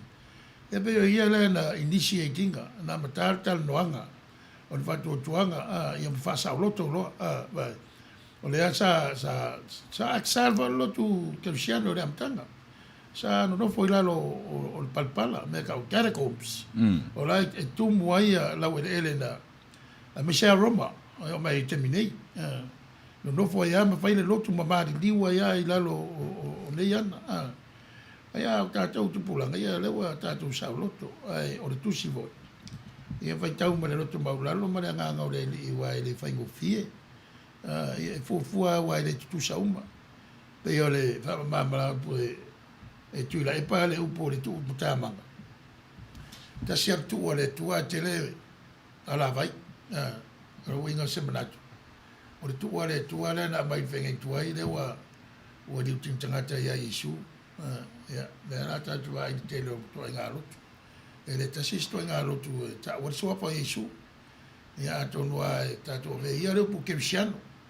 A visi lo tu ele tanto no Yesu o le Mesia tantono le tantono do taspa ia e te lea me se tasi alpuna vai le tua lea le tal no le ye fereng tua le tua e muso tauro na ngos tangata e le mana o vai tangata ia te ia asia ia wai oti ai na le pa tua le tua ia fa utala fa punga fereng tua o no winga wa sa voi le tua le vai ia o mai fu fa pa tua le tua e le winga na tu ore tu e vai na e o ia a rumba e vai na o no winga o tato tau fai e lo le tu ia o paua le a wala tato la que xero Yesu Nisi mai tala tu, ya. Le si vai le tu. Leisi anga le ia tatou malamlama fo i lona whaongaina. O lea tusi o ai vaenga i e masani ona whaamamafa e lātou le tusi leo Yeremia. Ia e to te leo vaenga le e whaongai le vaenga le au sikola. Po le au su o le post-colonial literature le mea leo le o le a fo i o le tusi leo Yeremia. O le wingo o le manatu, o le post-colonial. O lātou ia o vava ai ele o wa sa lātou ola mai i le whakolone. Pe ona i aisa mua fo i ana mua i nā vaitau na o iai fo i na isi atunu upe i o la au inkia i whafo i nei. Ia manai tangata uli fo i sa lātou tau mwhai pea e a fo i maua le sa tonga i nei Amerika. E whaongai lātou tusi nei. Awa e le whaamamafa o le tusi nei o le atua e la veai. O le atua fo i e la veai mai i whaingatā. Ia i le malosi o Papelonia wa le aise whaamoe o Israelu. O lo lātou wa ia whaamamafa i le tusi leo Yeremia. O le tāpuai, o le tatalo, o le whaamautu pe o tangata ma le taumwhainga i o mai whaatasi. So o ai la o ai a community ia matangata ia masani ona whaonga ia le prophetic literature. Ia e afia ia manai tangata. O tātou foi, a tātou tala noa i tua i le waitau sa tātou whengai ai ma le whaakolone. Leana na afia i foi le Pasifika atua. E tele i o text o le tusi leo Yeremia sa whamalosi sa mai ai fo ini fe au o le resistance o le me o le te i le whainga le anga o malo te tele ia le malosi o malo i wala tō mai matam whai e tau pulea i tangata Samoa ma tātou ma le whainga o le anga o Samoa ma le whaamatai lava ia. So it's o le mea na e theological ai tele le tusi because o tātou i loa ia leitu o tangata e ola i lalo i fo le whaakolone. O le hopelessness, o le aise whaamoe o le tangi o le tangata. E te ngā mawhainga lo whengai e mai. A tātou te i loa fo. A tātou whengai mawhainga tā whaapena. E tangi fo i le atua. Awa o le tātou te whengai ma le pua ngā ma le sai tia o tātou tangata i lalo mā lo te tili so le whao ngā tiso o le survival text lea o le prophecy lea o Yeremia e le tu la fwa i le atua i on tangata e te le lao na whao ngā e tātou nei o na aso ma nisi fo i o atu nui i South America Afrika o le popular i o lea text o le Yeremia i lo lātou fo ia matau Sicily. Ai o vai tau o sa tau mwhai ia South Africa. Ina ia maua se ia se saolo tonga mai le whainga ala au pae i le nā vai tau ioi. Ia o isi ia text na whaonga e lātou. Ia whatase ma text o le tala le lei o le whai awangalia. Ia o le isi ia text ini ia malam lama lo na whaonga ina. No, waftai. Wai e pe ana i sau noa, o le matua leo tele al tusi le tātou vai tau, taminei. Tau tau ia la langi, wa le tau te loa tua, everybody has an issue with immigrants. O le whewai o tangata ono tūlanga o Sawanga, ma lo e mai ai, ma sa ili se mea, pau ai ma sa ili eilo la tau Manuia. A mea tātou, o le lava e ala langa uma vaenga, e o vai tangata papai, le vai ala langa mai la tau all life matters, no? O langa o la tau o lai, a di wal na fa punga lai. O le supreme le lako approach le kulanga racist. Ai o le angana o a fiong pai le tua da tu fai tauma. Ma fa watili ai le tu la poina le tu e nei fi na nga fai. I tu langa o tangata. Tele tangata ia I nei wa lua amnesty o te lo un fai ya som fai. Tasi lalo o Reagan, tasi lalo Clinton. Ba pesa o lo memory.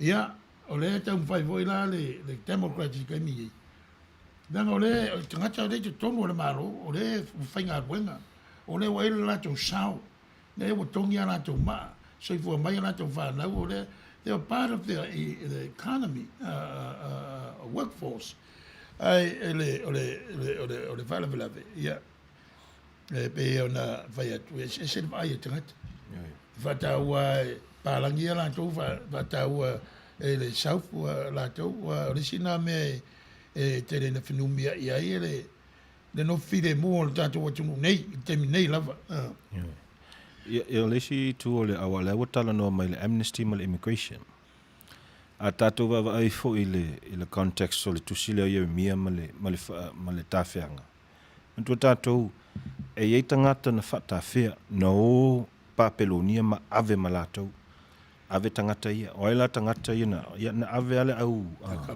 au aka mai male va ngale au ka muka awa o ia o ngai papelonia o va ia a taule ia tangata ia o nga ia o nga va ngai o e fa ufale ma e fa ia fe au o papelonia na ia i malesi va nga e tele na no fo ai i Jerusalem e ui lava na o le anga me wana no fo le ni fale to e fausia lava e la tou e la taimina to e fo i mai ai e se le a tatou va i fo le issue le immigration ia e le tatou tala no anga file va yaso lente o fe o me ta tia ai ya tangata Samoa pe yese ai ya tangata Samoa no fo fa fo nei e tulanga o me fai Samoa nei ona aso ia po ole ai ya lava ia na ole me lava na tangata no fo mau o le problem fo ile sa fe ngai ma Israel le taimina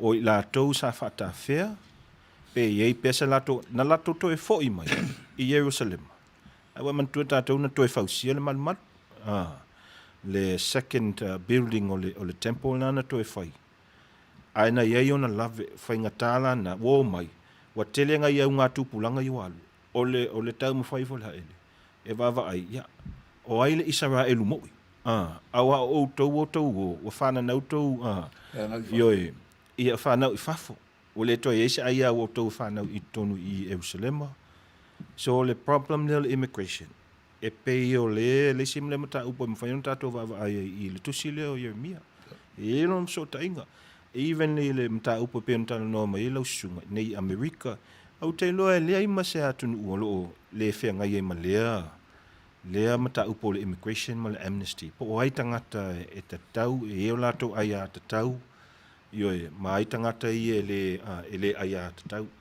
le tau ana bana i lo wa uia ina malam nam e wai o le sina fa fita uli o le ai o mai temine o lo fai te tal no o ai le real remnant o salai o ena nofo po ena o le remnant community o le remnant community ayuta ia o fisi vai ngai relevant if ka wi le am ka ko kemi yo o ka mo yo America yo o pe no ke silfiere ke ko mo le o va ngai a le UCC e ka o le quorum or council of racial ethnic groups como keren kan hom ka pu ia o era wasia the pan which e umaya ko ke le vas va ngai ka ko sa mo ne ka ko me e va nga Native Americans e va nga lua African Americans e se va nga wa usa o le lau le ma fa malu le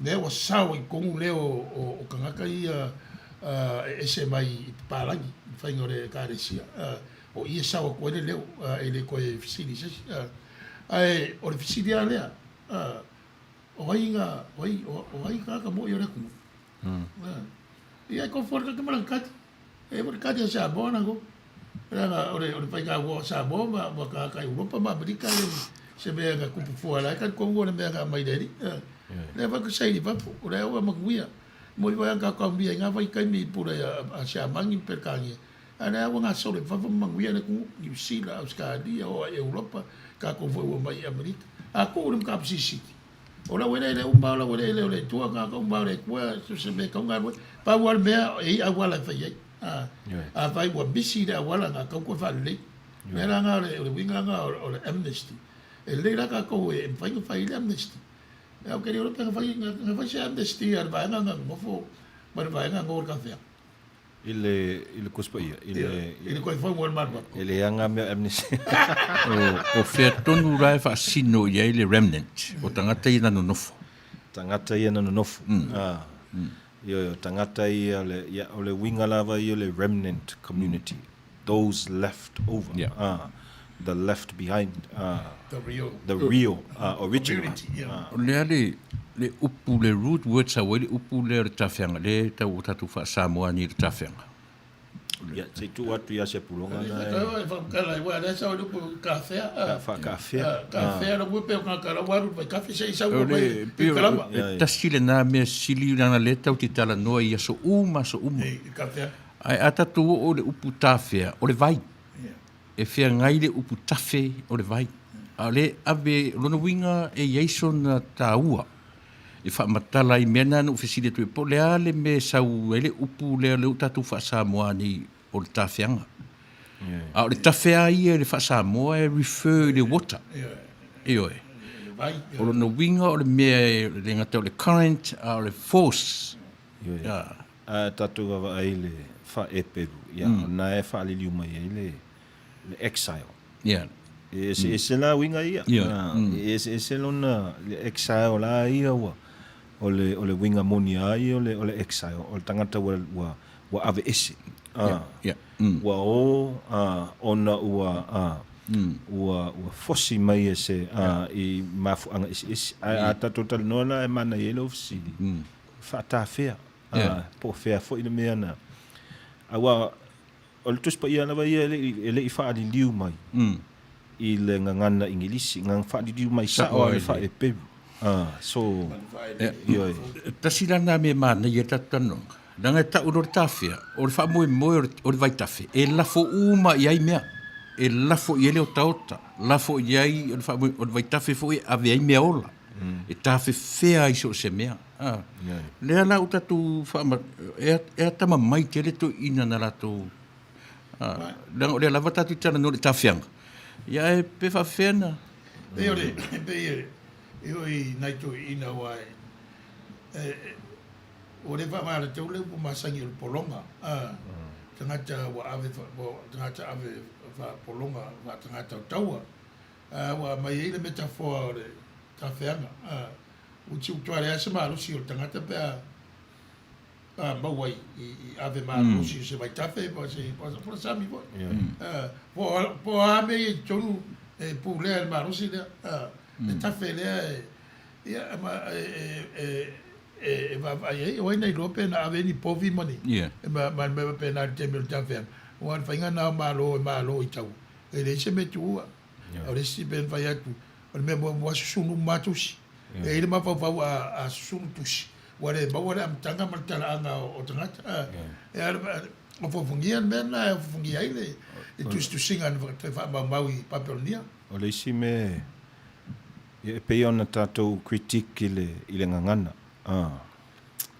e tatou critique mo interpretation ne ona aso e tatou aso se me tatou te alu original language a tatou tala nola le whenga tuai o le fa e peru o le whenga fou ia o le eleni pe po o le creek le kuriki ia e fa o le winga le manatu o le malo si lava na fa ali liu mai e nei na to ina na vai taule ia le winga o le upu le exile but tu ile no loto e o le exile ele a fa ta fea no winga le to foi mai ona lua tua ia fa ta fea le sami male ilo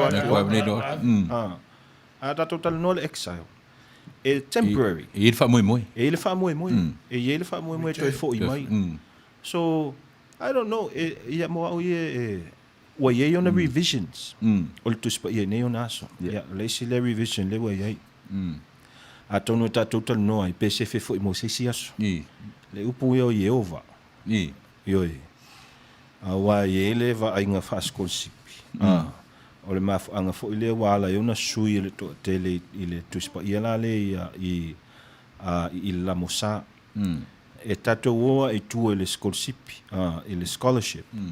po le hasa le ame wato e sui ai o le wingo le mea o le upu ai o le Yehova na whaali liu mai le vaitauna le tamalo siamani o la alua to e sa ili le au su e sue ua iai le lave ua iai le ua ela le lato translation me la le wa ngata wa to e fai le lato su e suenga e le o le Yehova a o le Yahweh le sa wele mata tusio le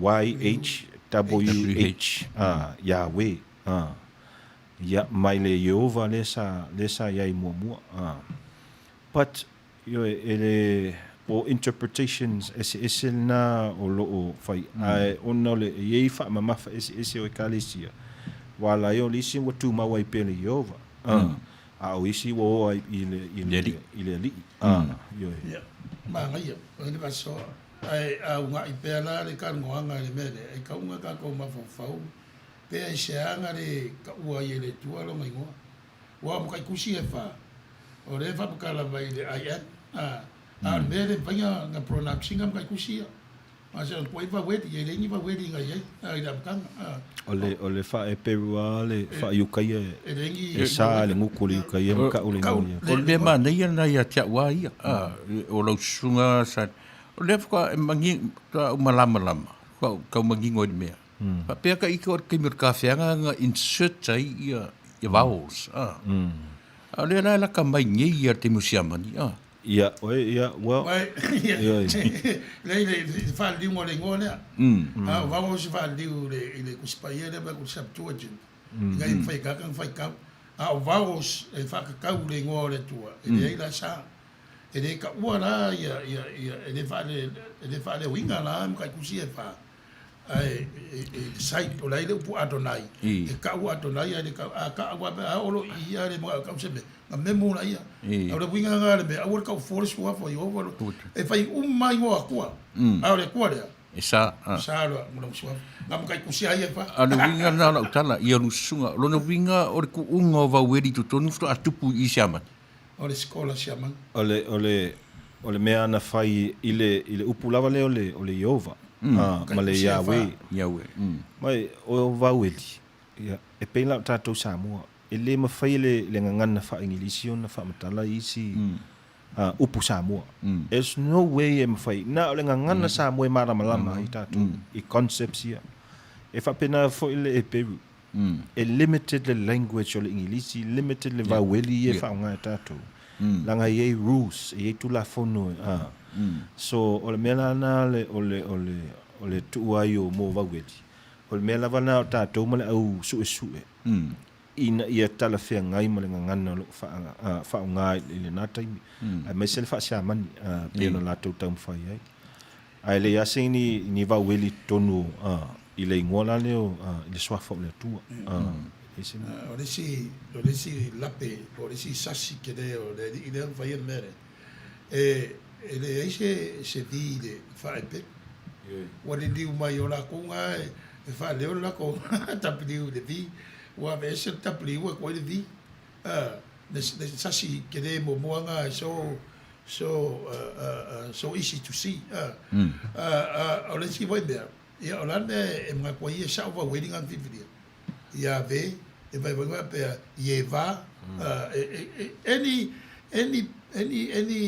vowels and e poringa ka pronounce le upu e fica so le menga e vai vai di wa upu le upu ala ko ngam ka ku sia ku ai ngai pa wa le ku le fa le ro swafa e mamma ku swafa o sia ku la la ki umba ko fu ama ingoa a faida i alu ele mia i le tafenga em fainga pe o ele mia o le remnant yango wo io pe le temi i lona vai temi o soifua ava pe le alu o winga we ku ma ke o remnant ava pe fa son ko rum sang fanga ava pe su ke le o ka ka yang ku we va pe o ele ka ma los Matitiva man.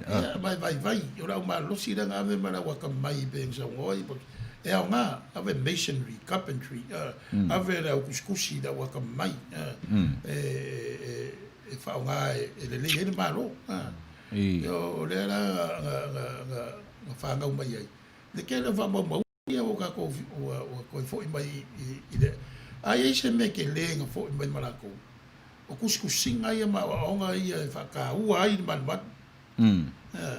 Whakaua ni koe a kia e o la wele ele, whakawela la ko kofi. Ia e vai, i sa wai e simula ko whaongāranga ia metafoile i man man wane. E o kako roa, whiku se furu, ka le pe sungo e loma. Whakaape ape, e reo skai mua more, whakaape ape. Whakaape ape solo ka kai ai o mai ngei lau koe kuan maro. Whangau mai loma, le si me ke lea. Ia, si karangoa i sisi aso. Langa kako waka, me mua e mora ka ke siam, e sunga. Va ai de whawhangua o sera ai rukai mingai. E mama lama ni whawhangua la kau kor kai mingai o sera. E mama lama voi whawhika ui le kore. The tension there wa kula me. Langa e, ia. Se kor karangoa jis kai mingai pos. O le mea ne o le immigration. Ma le, e se me whaule mea. I le kai mingai.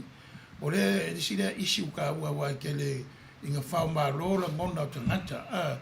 Lai hele proses en vaianga whaingo fia ma whawe ai ia se amnesty ta kākoa ia. E aran kawhia, ia si mea very political. Ia mo paroka. O si mea o iskanga ka pālangi ma sau where koe maanga o iskanga ka mai. No, o le rau langi ni kau ke iei mara kungu, o la kungu a sao ale lau sau, mauaroa vango kakau, you are it. O e ka ka le ku se pere singa me o le ke le nga o whangau mai ai ia ma whawha ka whase e ngi un po o me o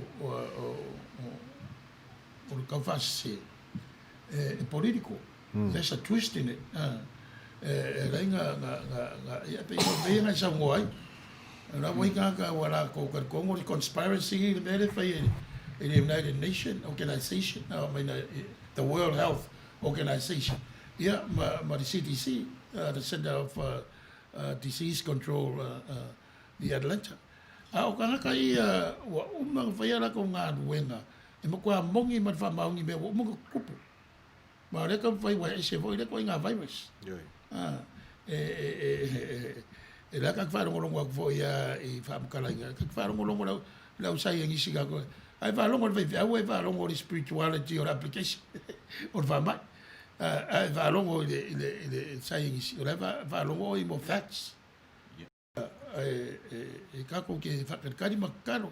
O rau whairoko ai e kakaro. Kakaro le social mai o le anga le lei o le i mawhau o lau saying isi i mo mai. O ai e kisiri fia. Aonge nga contract i la company, the pharmaceutical company there, la nga mo wanga ma the one maka test. O le kadi there. Yeah, guess what? It's going to be very expensive. And not everybody can afford it. It's all about money at the end. Pe ale sa o vengo me. Mga ile kasi company ne o ka mo. Ile ia la ko social pe nga vo Europa. Ya rusunga o ka ko pese le o mo mai. Ya. Vai ka ko pese ki ka ko mane lui tu la. Ya. Allo. Pe nga vens vai mo ka ko. Ja. Lo mo fa.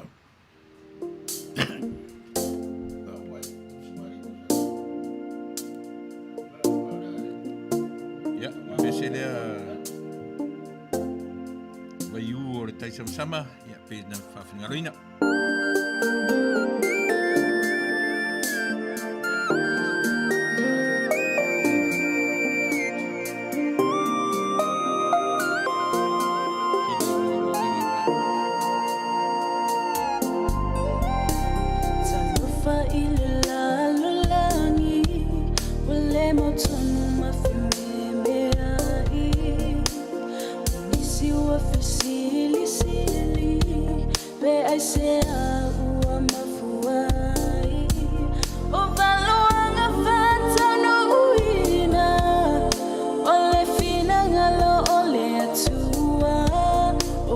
I love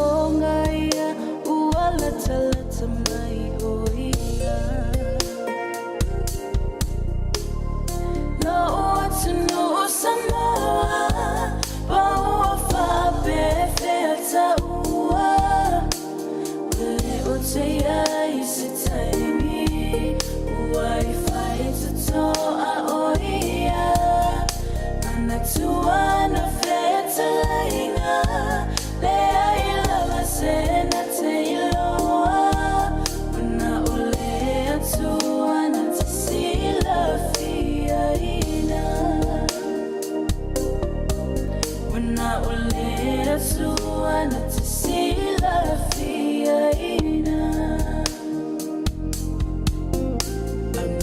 Manuia se na te iloa, mamuli mulia na fionga.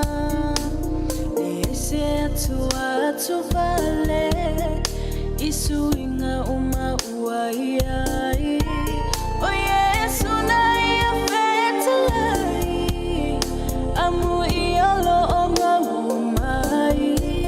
O faape ona fai, o lefina ngalo o ni matai. No ua tunu o Samoa, ba ua faape feta ua.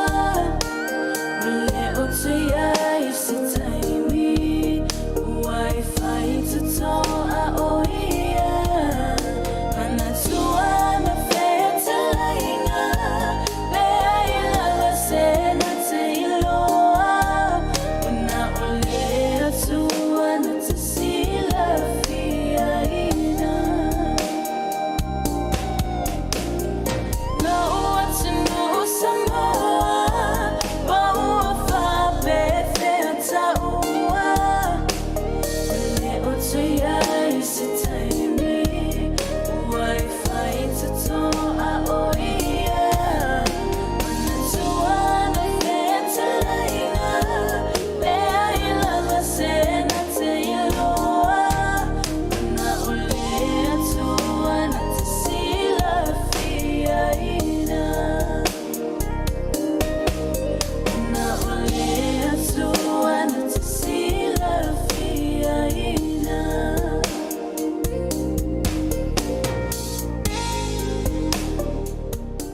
Yeah. Ole pesele na sa mana mia o e vai ole taisam samba.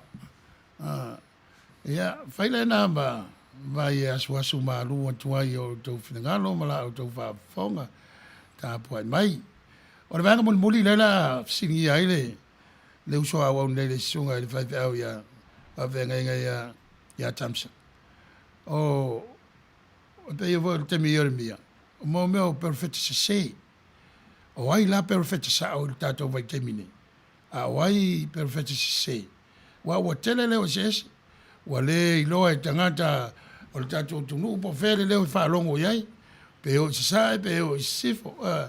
Ese me fa di mai ta yo le malo ese me fa di mai sa yenisi ese me fa di mai e leva enga ma leva enga le tunu ya na tu lo ai lo sunga te sa no e va nga fai ule ai al mele ringa tele ya conspiracy theories in leva time ya ole tu se lava ole o Jeremia ne e pe na ta o le sunga le lo sunga le fa fenga ole mata po ale ole fa seina perfecta ia ma le au mataitai ole nuu ia tangata. Ele me watu lai mai le vaitau le o Jeremia o le me ta o le call to worship. Watele ona le le sau le Jeremia fitu mua ia o le mata upu atoa na le tala no mai ai le worship le o le Queen of Heaven o le sile to inga tal tonunga o le Mediterranean mai asulia so ela i na yin ma so ta inga i Babilonia ana mea lavana na fu mai i le vaitau le asuria ai le o i Babilonia wa ta telele ye to inga manatu ma fainga o tāpua inga se ole si me wa tupu ua mix e tangata le ia le tāpua inga o le au e pelu le mea na fausia a rona ma i le vaitau i le toafa ma isi to inga fainga o tāpua inga mai le au asulia wa mix fatasi la to wale to ye se purity o le worship i le vaitauna i Yeremia. O le mea la le na le isi me pito sili ona ti ngā ai le atua. Ia ona o le mea na o le mea lava le na wha mea lofa na wha tu le atua, wha tu langa le atua, organize le atua le worship. Le na ia wha tonu ai mose. Meu mai e tauna e alu e tau i tangata. Ina ia lātou tāpua i ai ia te au ma ina ia whai lātou mau tangata, ma tangata whiriwhiria. A vaila ele mea sa whai e Israel po o yuka. Wa mix wha solo e lātou le tāpua inga maisi to inga tāpua inga. Mai Asuria. So le whaingatana, o le winga le mea. E o foi le taimi o le malu. E ia tāpua inga ese. Ua whaofi mai le awosi taulanga i tutonu o le tāpua inga le malu. Ua tele ana, o le isi lea vai tau sa manatu ai. A tau whai tau lo loto al tuspa ia. O mea ia tau o mo child sacrifice. Tele loa po o maua mai to tele o tātou. O le isi lea nganu sa ta tele. Le whanga weo si kaulang. Ioe, A vele umakua. o le sa wel tala lea mai pero amo ma ai foi ma isa ako. Ele no tula i mai tala na. O le anga nuu sa whai ele vai tau o Israelu ma i le whenga inga tuai. Tene ale na vai tau o le sacrifice. O le whasi o tia o le tama i titi e whanau mai. Ia o se taulanga e whai mataulanga i le atua. Pei ona whai ele vai tau nei i le nei a taimi i Israelu i le tama i maa moe po le povi.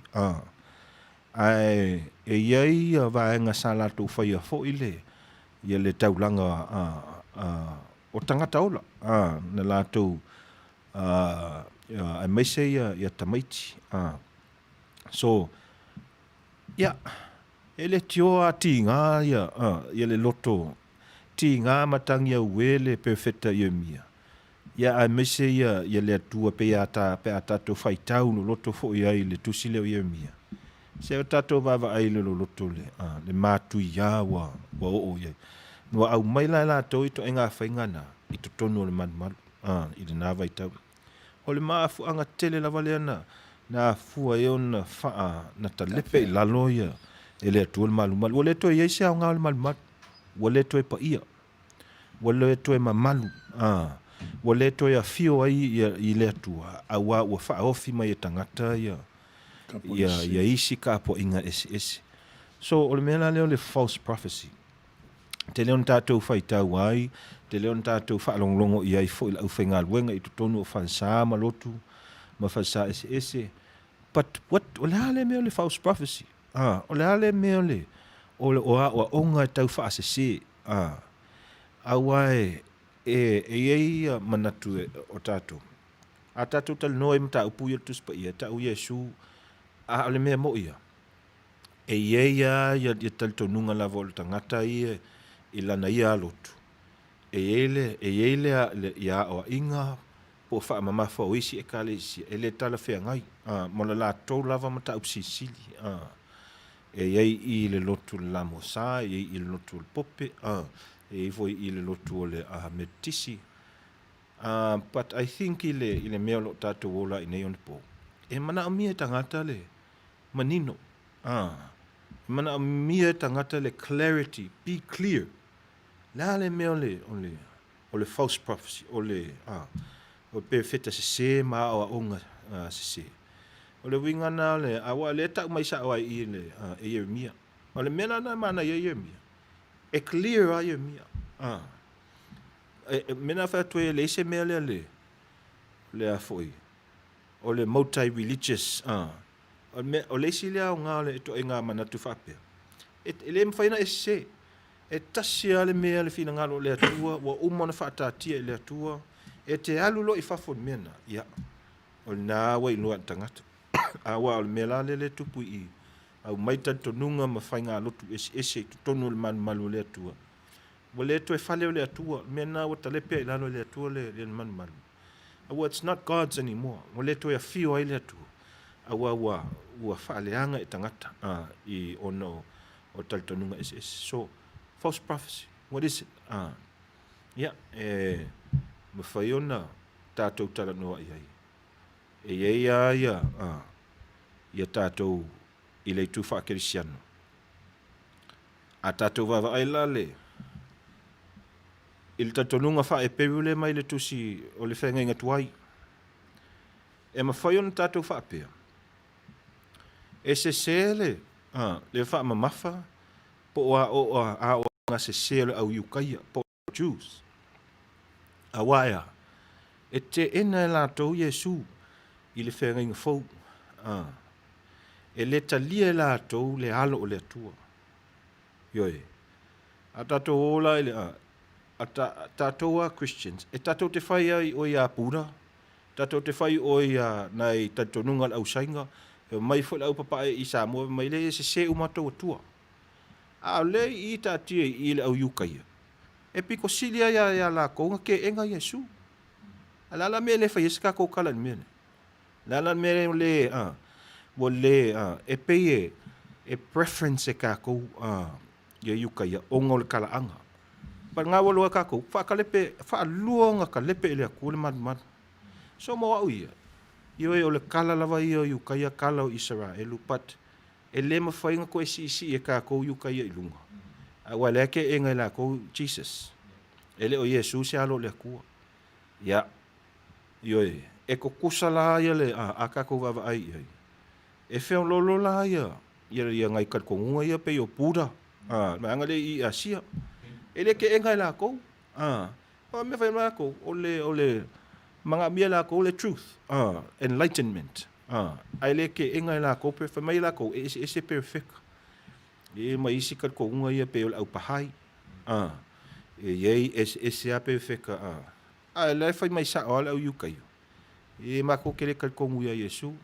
So we need to be clear what is good prophecy, right prophecy, God prophecy, male false prophecy. Ma o onga fas seka. Alo, wai il ka ko vai kai ngai. Ai o kam fai nga ngau mai kede ya Yeremia ala mai Yeremia la onga. Mo ka ko kai mi ka ko issues de ka fa ngai. E o longa institute le loku. E longa hierarchical structure de fa mangu ne. A makaru fakulanga e kaua mai le kaua. O le mea la kupura o kat kongu. Ua kam whai da waianga le maintain le culture lea.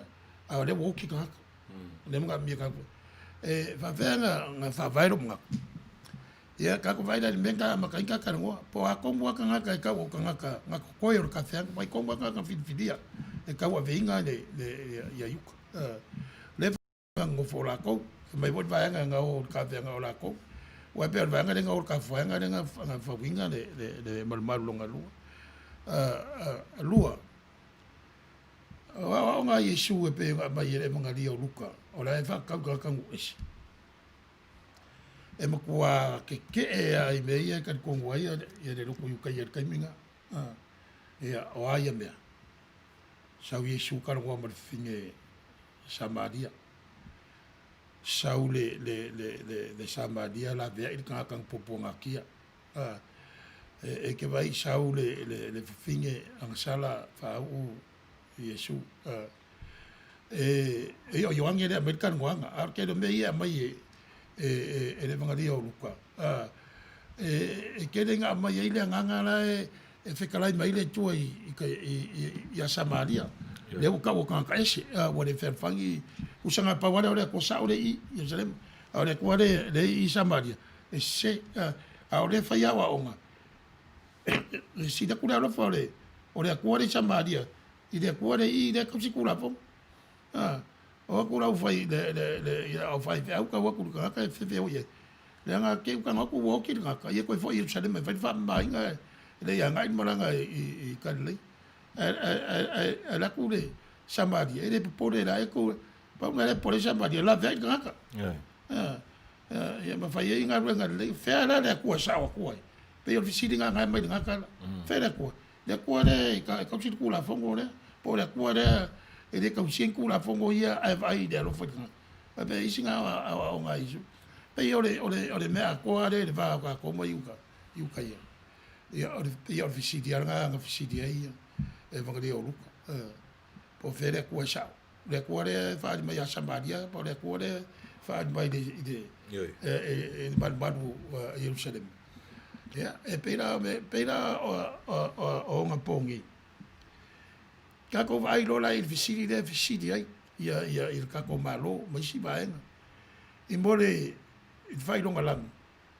ma le ka fi ma mau ko la fongo ai le ka la fai ko ai lo malanga mai ma lo ko kongo le malo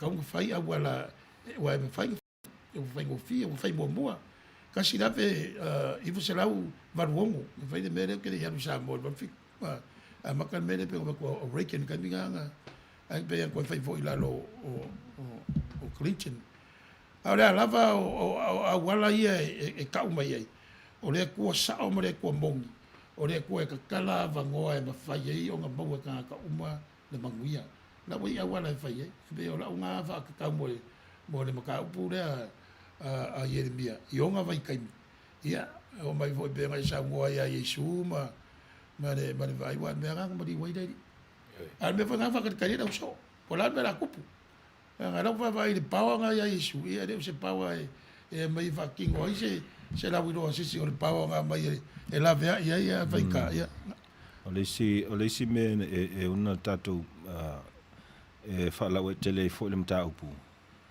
ia o le nei vai tau wa tātou wola i le ono le wha mai o le COVID. E se ma le tele o mo mea tau o mo conspiracy theory. O mea o manatu fo ia o le tele lātou o lo tau wha se. So o le si lea wei ma whai ona wha o ngā. A tau le tau wha se. E lua i tū. E ma whai ona whao ngā le tau wha se le upu leo le tau wha se i se mea ina ia toi fo i se mea sao. A e ma whai fo i ona tau whao ngā e tangata ia le ito e ngā manatu ia po le maa whau ngai le tau wha se ina ia ngā i se leanga. O two sides o le mea lea.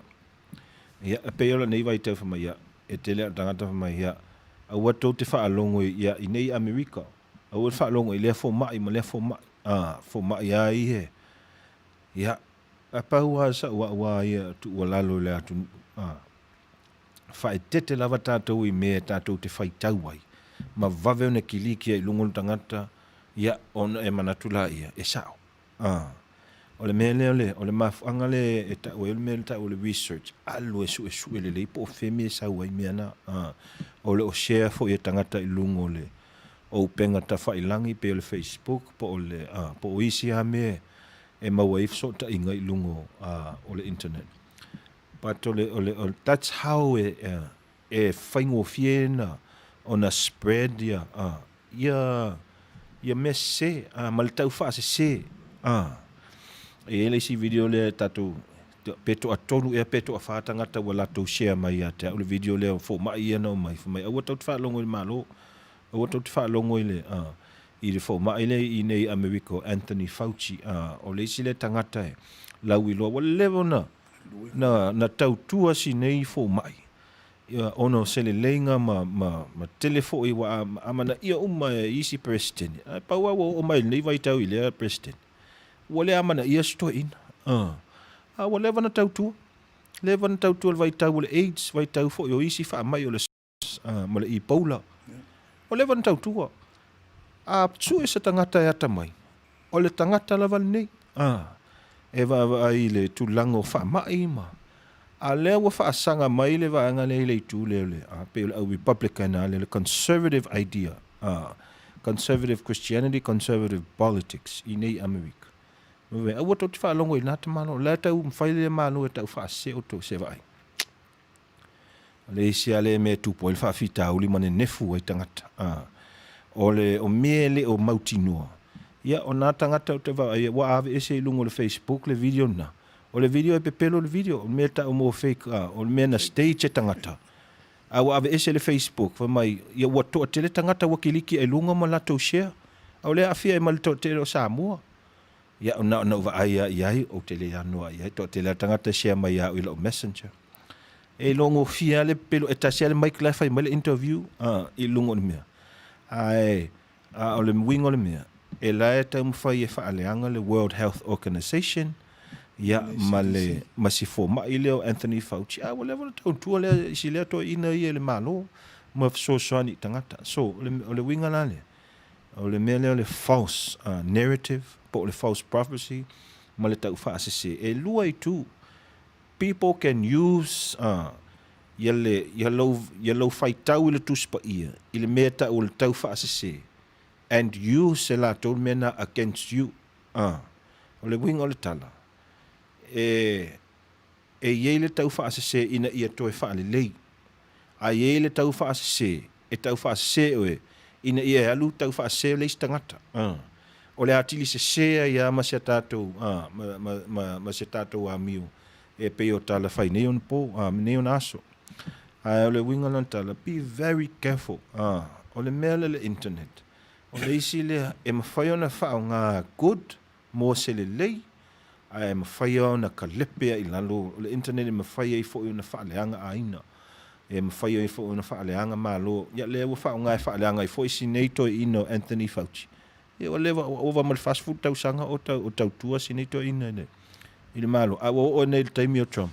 O to ia to whaaleanga i fua masito ina. A o lewa ona ia tau tua i le malo Amerika. Ia melana.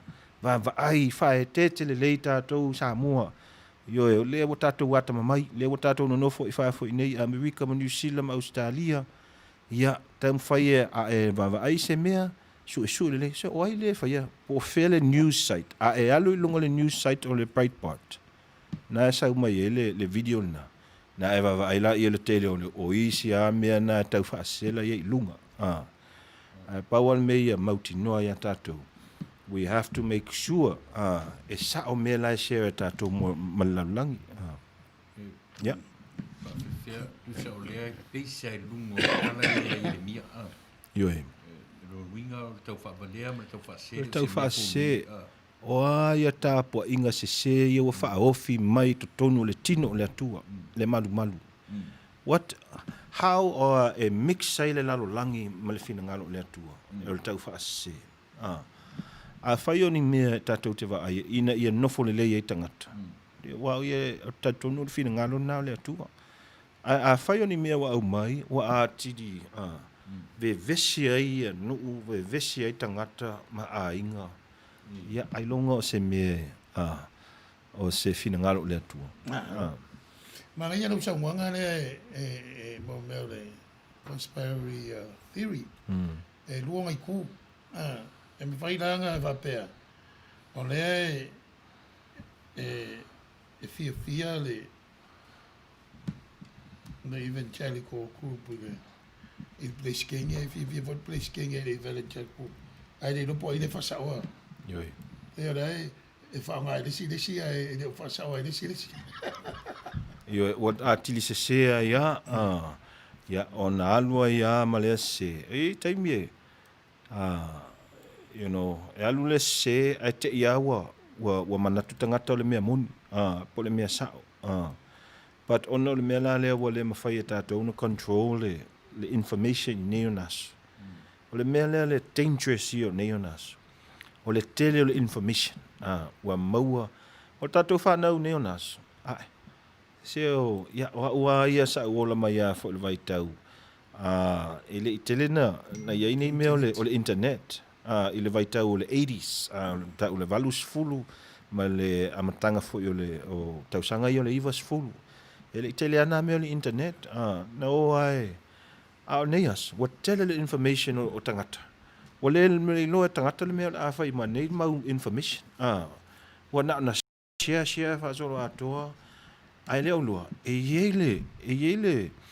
iele consequence o le mea na, e whai il tangata. E pe i lava ona o whai fo i se mātou fo i vanga. O te leo nei mea, more conspiracy theory. E pe i tasia tangata lai nofo i launa whale.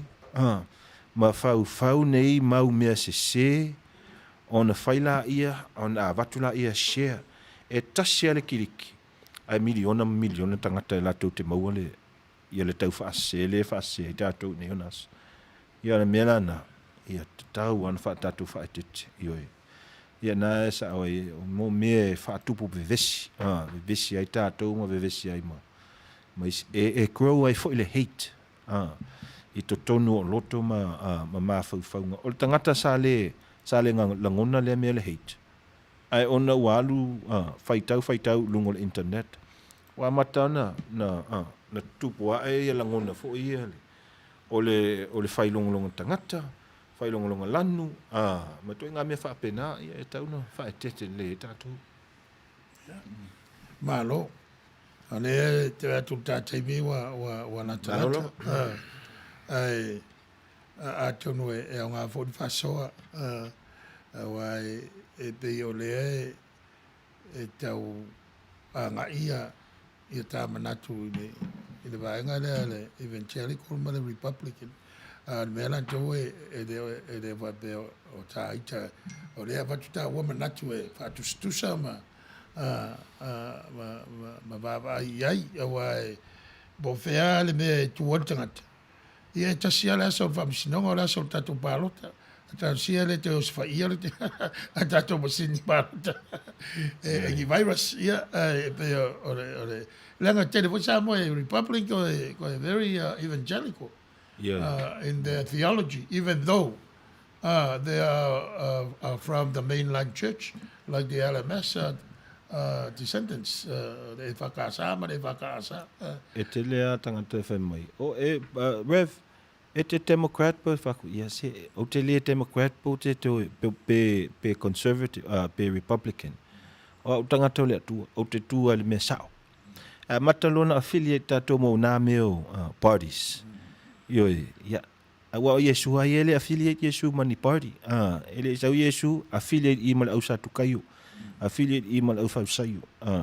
stand independent mai ane tu o ia lava le fo ia yesu ina ia awai e kele rules ma guidelines e alwel tangata ale mea ina ia manima e yele conservatism ele lei e healthy o le tau mwhainga fo ele e a fo ia pui a inga me fa pena e ele liberalism ele lei e healthy o le tau mwhai ina va ai masa ili se lumanai mo la tau o sai tia popo ngā tia suffering e mwhaina mo i whaatasi mena o ta se se mea amana ia ai ono tama ma sanya le whaaleanga mea le polo kiki ia le wa tatou whaapene e o two parties ai tatou ia peilau o i Samoa ia tatou nei foi vai tau o i Amnik Samoa ia walu foi polo kiki ia la tau ile i le tau mwhainga o kauvanga o le mo le kovanga le ngai kausanga ia le mwhai o le mea wa ia i ngai vai kau aro whautai ma ngai ero whaapalenginga o le vai lau tele i tū le lei mai le tūtamutau meaning the conservative mai le tūtau vale meaning the progressive somewhere in between tātou te mau ai la nganga o le li pe ne sau no pa wala ngan me le ngai sa kaun ko se paria ka o al paria Yesu avel paria Yesu ai ma ngai ke le lau faupuanga nga se faupuanga e au ngā mo ka kulanga i se pe au e o ai public domain o express ai na ko theological orientation la ko beliefs ia o sa ko nga tangata ia fe me ia pe ro ka ko ia o le aso ai fili ia me o paki ma le me malo ia o le aso pa roka ia ka sia e o mai nga aso ma fili mu ar ka mi ia fa malo fa kai wa ka ko vesi ia fa vale o ka ko la ke siango tatalo ka ko loku ia e nga ka mo le kungu ma le malo ia me se ka ko ainga ia ma ka po ainga sa mo nga lua awa me foi la fa ia ko ka lo mai mo ka ko ngi fa ia ka ka foi mo la foi por que ia sa ia la ko blood pressure lo ia nei tatu fasalonga fa pisisi e fi on tu tu le van no lo van muli ia claro mule Silvia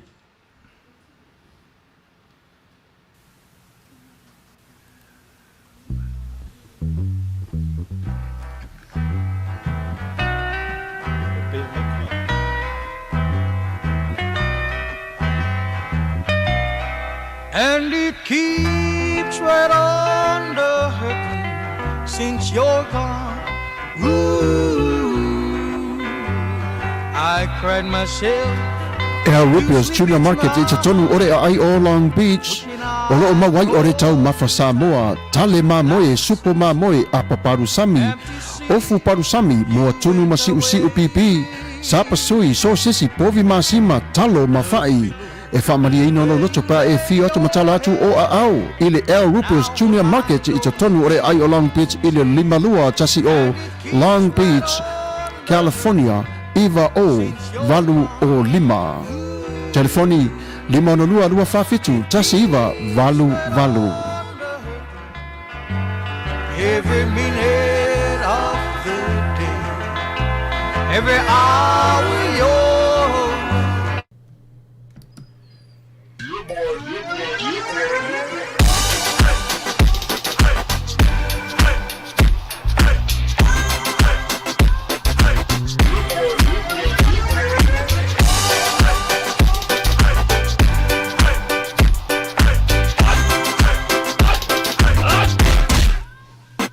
Omi te tonu lau olu au Baile te se nei mai mau Afifi malu o le tama Baile lau ulu ne ima tala tala Le lau fai pito te tonu Bai ima sai pape o se pomu Le la mai loa o le tama se faala Ngā pese angi so le ngā leo Sofia aile me maua.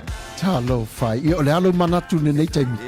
Kaki koe mga kua ia sofo i o ka whai whaapusa i Samoa. Kei mi o le, ia maise arka male, i o le matua inga se lau apopo e whai ele uparu sami. Ia leo kaku ni atu nu. Ia. Ke kausira fia se whale mo i. O le nā fwena tawhala awa tui au, peti sila fia le whale lelo au Rupert Juniors Market. Le lunga Long Beach, ma le lima dua. E maua umai nei. E maua umai nasi, te latu o manasan le au Rupert Junior Market. E tatonu ore ai o Long Beach, i le lima dua tasi o Long Beach Boulevard, Long Beach, California. Iwa o Valu o Lima, o lo o mawai o tanga talo Samoa, tango talo fiti, pusa mamoe, pusa fai, tanga raisa, matanga ruau, e whaamaria ino lo whina ngaro malo loto pe ai a whio atu matala atu au, ili El Rupios Junior Market, ili ai o Long Beach, pe walau de telefoni o de lima ona lua, lua whawhitu, tasi iwa, valu valu, El Rupios Junior Market.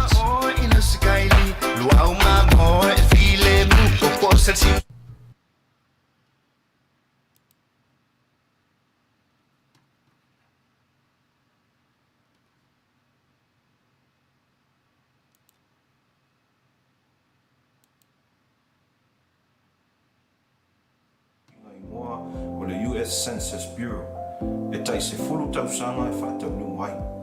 E whaatau sanga atu i le pa ia ma le mamalu o tātou tangata ia tusi lau suafa i le tusi ngai ngoa. O whaamau maunga ia o le US Census e mawhai ai e le malo tele o na maua se whai numera e soasoani mai ai i le whaasoasoanga o le tamau ainga mai le federal government. Po tai tai o le malo o lo ngā lunua i Washington. E au ngā mua onga o whanau, whalelei ai whale ma potu a onga, ma mau ai o lātou sikola sipi. E au ngā fōi mo le whalelei a tili o awala ma le taua atia e polo kalame mo tangata matutua, ma tangata maua i mai tu maua le tino. Ma le tele o isi polo kalame peo le WIC, ma le welfare, mo lātou e lima vai vai. Samoa e, tula i mai ma ia tusi lo suafa, ma suafa uma o tau ainga i lunga o le pepa po o le form pe a tau nuu atu i se taimi lata mai e a mata i a mati se furu ma le lua afe lua sefuru.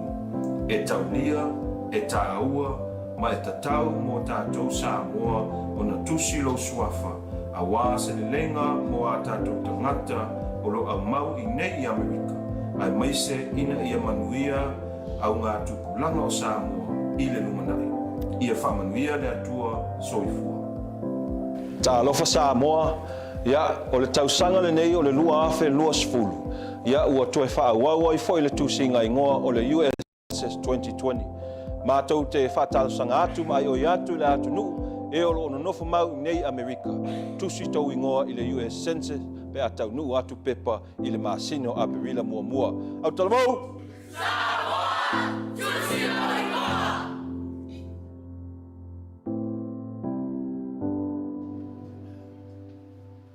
pena fo I Samoa ia o na tautuaina I tātou e le company ta ua Sir Winston Funeral Services o le whare maliu o lātou tiu te mawhaiva ia o le avesea mai o le tino ia pe ao o mai le maliu maneoti ia I tātou avesea mai whare mai ia e ua I o lātou maota o ta pena whaapitoa ia mo le tiu wina le lei o tātou tino I le taimi e o mai ei le wala au o le atua ia I tātou. Ia, ma le wha moe i le taimi e tu ina atua I le ele ma le palpala. E le ngata fo I le tino e tu ina atu I le ele. Au wha pena fo I o na au le tautua le Sir Winston Funeral Services I le vaenga fo I lea ua wha liu efu ina o le tino tulou ia po le cremation. Ai le leila varau wala au ane iai mo nisi o wha matalanga ina ia tupu pea le malama I le tautua a lea fo I company ia whatautaia e sealo e whasino ia te oe Samoa te maitai o Marietta Luana Naua Winston ia marona li ia pio la ua le na o lo whatautaia lea fo I tautua ma lea o nanga I to tonu o le ai le itu I matu o le state o California ai o San Francisco ia e le whape ngata I tonu San Francisco lo ie fo I Los Angeles ma so se state o le nei atunu e au iai le tautua io e Sir Winston Funeral Services molo tu si la fia e o fo ila I na le tupe tu te taranoina I packages na olo au mai e mawhai o na tutongi ina wha vai masina ia mo le tu mamaina mana tua fo I o nei meo whalavelave tasi lea mea olo whea ngai ma io e lona mamafa tu matangata ele na tangata Samoa le atu Pasifika ma le nei fo I atunu ai le leilo wala au iai o lo maua wha maa venga I le ngatai lona tau au wala e mawhai o na whaatino I nai o le tupe la te tongia wha vai masina o whea lava le mea manatu iai tangata e lango mawai mo le olanga nei ia e mawhai po o Samoa, New Zealand o Australia po whea lava le olangi o le tupe o lo e tongi ina I nei wha vai masina e mawhai o na tutongi o na ave le tupe na transfer tupe na I so se mea io e whaatino I nai le vaenga o le whaarawe lave.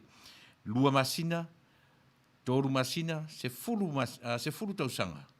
Io e lua tausanga o le leili tutongi ia a whapera vai lima se fulu awhere tupe ai lua tausanga a lima awhere uma tongi au whamaoni e alu a tori lima se fulu awhere na e whaatino I nai. Ai le leilo wala wane I le tama itai o Marietta Luana Naua Winston mo nisi whaamara manamanga atili ina ia manino I lau whaafonga anga Samoa. Wala wane, telefoni ofisa, fitu o fitu, ono lima lua, lua toru lima iwa, ia por telefoni whea vea I toru lua toru, toru tas fitu, valu tasi o valu.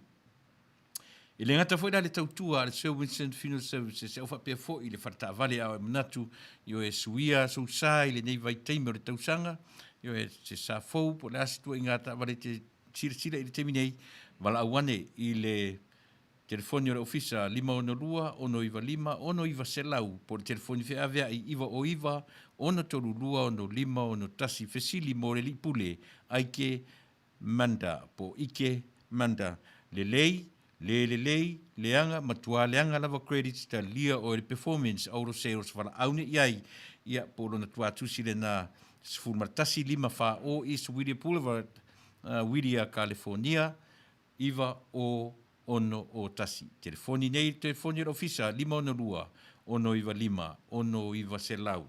Ia por telefoni whea vea iwa o iwa, ono torurua, ono 5, ono tasi. Nisi nao tatu whasalango whaapis nisi, ia mo le sila fia o nai vaenga ia o lango mai di tatu por kalame I lea masina, ma lea masina.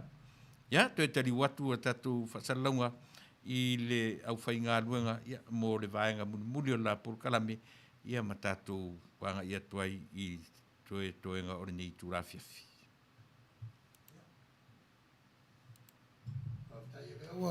Toi tali mai tantou whasalonga e mawa se rua marisonga ia Pausa Thompson ia mesi fo I whatonu o lo fita tunga I le whaatontonu unia musini a wale nei whamoe ma le polo kalame ma lan whasalonga e tu sa watu tonu o lona ofisa whasalau I Long Beach ai o lea atu loa ia Thompson na te tu whaatasia ma whaunga o talanoanga nei a fiafi ono lea ua o toe nai minute toe ia ona sauno atu leo le whatonu ia vai ua le tātou mawhitanga se talo. Ia e mua muona mamoli atu le anganga le whaafutai ia i le sunga i le whaiwhiau ia mese le whaatonu sunga la wa o mo le tātou proklame nea fia mese foi o tau sa moa mai mua mai ia ma tātou whaasoa mataltal noa.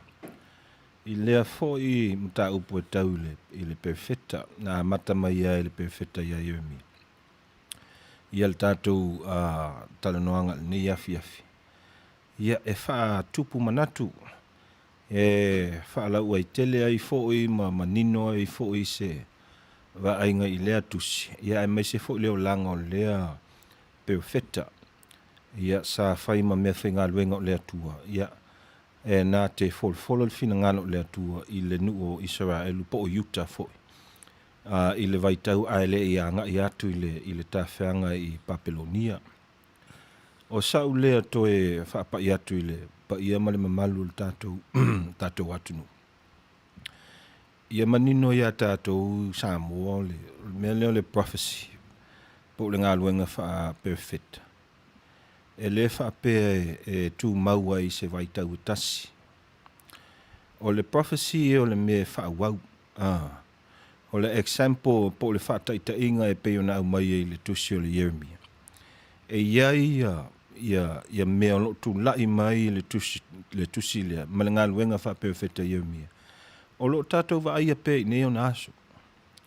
Nā wa tātou tala noa ma whaasoa i winga o le atua. E peo na whaali mai ma tātou whaasoa i Yeremia o le perfecta e tau o le perfecta e tangi awe o le weeping prophet o le atua. O lo ulava lea manatu i le olanga o le nei tangata. O le tangata sa ia ofo ato atoa o ia. Ia e whai ma awe au ma whafonga o le atua. Ina ia toi foi mai Israelu i le atua. Ina ia lātou salamo, ina ia lātou tau mawhai e ilo ma toi teu le ola tāpuai. O le angale na o le tusilina. Ia o lo tātou wawa sa tātou tal noa foi ma whaasoa. I le tau whaasese, i le au tau whaasese, i le vai tau. Le tala no mai le tusi. O isi fo ile o ia me mawhai ona tātou wawa ai tuto ai nei o naso. I le tele fo i o manatu tau whaasese. I le mawhai ona tā whai ese. I se manatu e tasi le wingo le tau whaasese. I e tele lava me e o una whaasese ai tātou. Ai pe ona tātou whai tau ai fo il tusi ma malama i fo il tote. Le atua lava i e. O lona ia lava fina ngalo ina ia nofo le lei mawhialo fani mawhile mutangata. Ma lātou whai ele tāpua ina e peonga tāpua inga e peona whaatātia mai ele atua. Ia e ala ile tūsipa ia. A iai lava taimi e alu fōlau tangata ia ela le whaamoe. Iai taimi e alu a whaale tonu whaavaivai matau ma tātou si lima i le nei o langa i le tau whaasese lea wa tūlai mai i nei o naso. O le tau o le prophecy, o le tau o fo i o le nei tusi e peona. Tātou whai tau ai. Ma tātou tō mā natu i le atua. Tō mā natu i ngā luenga sa whai e le atua. E le ngata mai i ana perfecta. Ia e meise le amatanga o le tala anga fo i o Israelu. Mea nana matua i ti ngā i le atua ia Israel. Wa lātou fuli tua e ui lava na lātou va aia mau lātou mata. Amu uia lātou, sa lātou va ai mata, ia ngā luenga mamana o le atua sa ia whaia ia mo Israel. A ui lava na lātou va ai o lātou mata, ia le ngā luenga ma ao le atua sa ia whaia ai mea ofungia. Wa le ma whaiona ona lātou wha maoni ma tau mwhai e whaile mea tonu ma le mea sao e pēna whina ngā roi le atua. Tāua i o le mta upu nei afiafi. I le tātou, i le mea o ola ma soifua ai tangata i neo na aso. Wha masino lava oe, wa ai ma mata o le whaatua ma le alofa i le lalolangi, i le ainga, ia il malo, se fe au ene na o mo tātou, ai mō la tau fo i o whai mata i tai o malo, o whai mata i tai o e kālesia. E le ma whai o na le lei pe ale nofo le tangata ma toe tepa i tua. Va ai I mea sa whai i le atua I le langa le tangata. Ia e mai se I mea lo whai pe le tua I neo na aso mo tātou. Ina ia o le aunga le na o le tatalo o le aunga fu le na o le mafuta o le tangata ma le atua. Ia tātou maua pe le va ia tātou maua pe le va so tai ma le va whea ngai le ma le atua.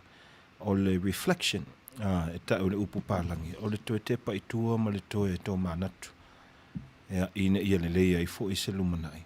Ia ele ngata mo ainga ia e maise ia mo tātou e kālesia ma whai ngā mālu esi. Tāua na o tātou whaasol nei a whiawhi I le atusi. Ai toe momole atu ai pēr le anganga le whaaftai ia I lātou sai lungo pengata whai langa I nei a whiawhi. Ia e ala I tātou polokalame. Le ai lava ni manatu se e mana o uma manatu ua whaalia o le aunga o le mele ta o le dialogue.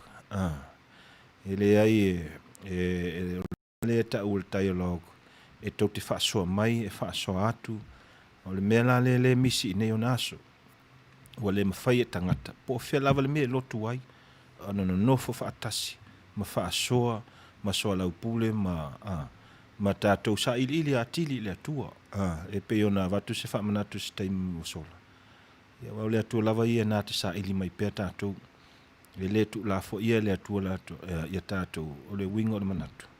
God is constantly searching le tangata. O le mela leo le wingo le God among us. God is here with us. E whaia ma whamanatu e hauile I lo samatu e kālesia. Ia ma au launga pe au launga ni. Ia le fita tia mani. Ioe na ia le tamaloa na o ti whamaturo I siamani. Ai fasili ia le fita siamani.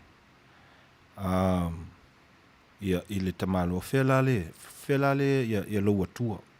O le asauni e oti. Ia ai whaamatala ia le tamaloa. Ale atua le oti whaatasi mo utangata. Ale atua le fui e langona le ti ngā whaatasi mo utangata. O le mea le e o na tātou wawa ai fo I tusi leo Yeremia. E whaapena fo I le manatu le nei hafi. Yo e a tātou ti ngā fo I le atua. A tātou fia ma manuia ma tātou oli e fia fo I le atua. Aia ia whaavae lava I le atua ia o tātou whai uma e whai. Ia ai maisena I o tātou ainga e kālesia. Ma o tātou whai ngā mālo ma whawhia ngai ese ia o se tau ma whai ngā vai le nā le nei hafi. Ia ai ia manuia lava le mālo longo le nei hafi ma le po. Ia manuia fo I le nei au na ia maise fo I le sunga le whawhia ngainga ia maise le sunga le awa o po le whaatonu fo I o le tātou prokame whaafitai toi fua. Ia, whaafitai atu lau sunga le whengainga. Manatu leo wa duatu leo te lenga o mta upusatano I niva yaso ne yaso Samoa se taimi malulu atu lava o lefto lo tau mai tatu telefon mai Samoa I meane ua ma tau mai ke batu tatu telefon mai Samoa ia ona foi mai lole ma tu fa ma vai atu fa felo ia tu le fa fonga anga ile pa ia man mamalo si o tātou tunu Samoa o ma fai ona ma mai tātou fa se le launga le fo mo le nei avano o tātou to e feta pa ia I lungo le ea ma lo lava le tawa tai ma lo le folau I le fo o tātou o lia le manuia le so lua le nei o le so lua se fulu ma le valu o le masino Julai ia alo mai o le nisi le nei o fa poponga o tātou tala mai Samoa e tumu atu tātou tala o a se singa o le whaatinoina o le whaamamaina lea o no fuanga e a whiwhio ai le pa i o le au whainga luenga ale e ka le sia katoliko au au o le a whanga solo lea ma amateina i le asu tō nai o le vai aso nei i le aso mua mua o au kuso o whaamaunia mai le nei fuafuanga e le sui ake pikupo le fionga pātele spa silva o le nei fuafuanga le ka le sia e nei e whaamalo si ai le whaamamaina lea ma le tutoina o la au le sio manga o no fuanga e a whiwhio ai le pa i o le au whainga luenga le fionga pātele o susunga i ele iti a kono whapea e foi ma susunga i whawhengainga o tapenanga nei ale e ka le sia whaapuleanga Samoa a pia o se tō whana e le tai o le e ka le sia e tau wala mai lea i le tamapa ia i Vatikano i Roma ia ao na whaatahua e le tangata soifua fuafuanga le tua i le sio manga o loo soifua ma ola ai na sau noa le sui aki pikupo e le o avea se whaamamafa o le nei a se singa i le valeina lea o le whalisapo o mauta o whaafengainga e a whiwhio ai le pa i o le au whainga luenga ai peitai o le sini au tū ina ia whaamama ma whaamata ngō fie le sio manga e tau lai ai le vai a tangata lotu e ala lea i pala au ma tonga la au i tua fale ma mua fale o mauta o le au whainga luenga ia le ngata i le mana ia i le vai a ia whape foi na soifua malolo ina le ea o lo mana vaina e le au whainga luenga ia maua ele malosi e le ngata i la le tino ai ia whaasilisiri le nganga a walava le tautuaina o le ngā luenga le tua o le aso mua la o kuso o le a whaitau nuina e le nei wha moe moe e le ngata i uporu nei ai whape foi na motu tele i se la whai e asi ai le vikali atu i leisi vikali atu ma a mai ane ya se singa o le wha moe moe o le a wha ua wina pēr i le lumanai a wā le wha le leia pēr o le sio manga o le au whainga luenga tofi a le tua o nisi o tala i le whonu tanga lona tolu sifulu ma le tolu wha apitoa le kāpeneta i le asu lusu sifulu ma le fitu o le asu ngafua lea i le asu ananafi o i ulai ua toe wha ua wina ai polo a inga mo wha lave tutupu wha fosei o le COVID sifulu ma le iwa o le a whaamaluina le whaawawina o nei polo inga i le asu ngafua tolu o au kuso anga i atu le asu tolu sifulu o au kuso o le masi na fau o lo o whaawawina i pēla nisi o vavao ma polo inga ai na o le whaatinoino o sau whai o lea ua toe tatalaina i le whonu tangata ua le kāpeneta ma o lo iaini ai inga ma tuunga ia ua lawana i sili atu i le 5 sifulu i lātou e au wai i si sau whai ma ia tau si sia pēr le vā o le nonofo vā la tai i teimi o sau whai. O lo ua matua tapu lava le awai mai o se isi mai le tunu i fafo e awai i totonu o nei sau whai. Ai na o tātou lava o lo i Samoa nei o lo whatanga ina le awai i le whatino ina o sau whai ma nofo i totonu o nuu taitasi. O nisi o tātou tala ua whaamaunia mai nei e le matanga luenga o leo ma le komisina e lua ni molianga ua molia ai nei le sui pule ma le seali i whai a onga o le kolisi mawalunga o pope Paulo Leono i leo lo moenga e au fi ai lea i nei molianga le whai a inga wha malosi ma le whai a leo ni winga mātanga i se tene titi a onga o lea lava kolisi na sau noa le fionga i lele i pule siri o le kolisi mawalunga o sangata Paulo Leono le susunga i a Reverend Paulo ai ono ua whaatea ma whaamalolo ina mai le kolisi i la ua mo nei ua whaamaunia e leo o le nei mata upu na tūlai mai ia aperila a o whenga i eile tunu umapolo a inga o le whaamai o le COVID se fulu molo iwa lea sa tapunia le tu mauai ia onga o le na afia na alu i le a onga e whaafoia na mea onga i le li i whai a onga o le kolisi le na tupu ai loa ma le whaalave lave ma i le mau a le na afia na o atu fo i le sui pule sa whaapea o le awhisosoani atu i a te ia peitai na whao lima ai fo i ma le ali i sui pule ma whai ai lea te ni titi ni winga mātanga na whaalia i le sunga i le ali i pule o le aonga le susunga i le whaafengainga o lo o wha ua upea le solonga le lei o le whaatino ina o aonga a le kolisi a o le nei mata upu o lea ua tu ina atu ia ao leo inisi o mōli mau ua maea foi o na whaatino ina le i fonga a inga a awali i ia ua mōlia i le nei mata upu i le na afia whaapea ai ma lona ainga. O le aso se fulula ma le aso se fulma le tasi o le masina o kuso. O le atu la iai nei a wili ilu mo le whaamasinonga e tali i o la ua mo lianga. O nisi o tātou tala, o le ula pata ia nei le komisina o leo leo ma le matanga aluenga ia company skulati po o security o lo ofesosoani i le leo ina leo no fuanga o lo whaanofo e sea ai i la tau e whaimalanga mai atu no i fafo o no puipuinga mai le wha mai o le COVID is fulmaleiva o mafua le nei lapta inga le matanga aluenga o leo o no se mata upu sa tula i mai le wha ai ungo le mai aso sa whaatino ina e nisi o skulati sa leo i le no fuanga ni inunga ava whapea i fo i mawhaasua ava a o whenga iai ma le leo ina o le no fuanga i tapatapa o. E tu sai ma le poti o le nei mata upu sa whaasua ava le nei a wuli i sikulati. O no atu lea o tu i whai tutoa ma isi ni tupe ma nisi kaleti inisi o le au malanga. Pei taila o le wha i unga e tu sai ma ia ingo nei no fuanga o le ua tau fia ai foi ma sikulati nei ma whaanofo e sea whaatasi ai mai lātou mole se fulu wha o aso i lea lava no fuanga taluai o no wasolia tu la fono o le nonofo ai to tonu o nei no fuanga ua whautoina lama la pata ia e le metanga luenga o leo ulenga o nei au whainga luenga sikulati na ia tau fia nei winga i le toe tūlai mai i le lumanai e telefo inisi o whaafita auli na tūlai mai i le solia ai leo i lātou na whai malanga mai atu no i fafo o le whaafita auli lava e tasi o le whaia leo ingu ngā ava ma taua i misa ai o le nisi o le au malanga whapea ai fo i leo na fisosoa ni atu le mtanga aluenga o leo e tau tau fio fia ia nei whaafita auli o le whaaite tenga lava o nei tū la fono ina nei o mai le nei whaamai oti i to tonu o le atu no o nisi o tala o le sofo i lea o toa le komiti whaafoe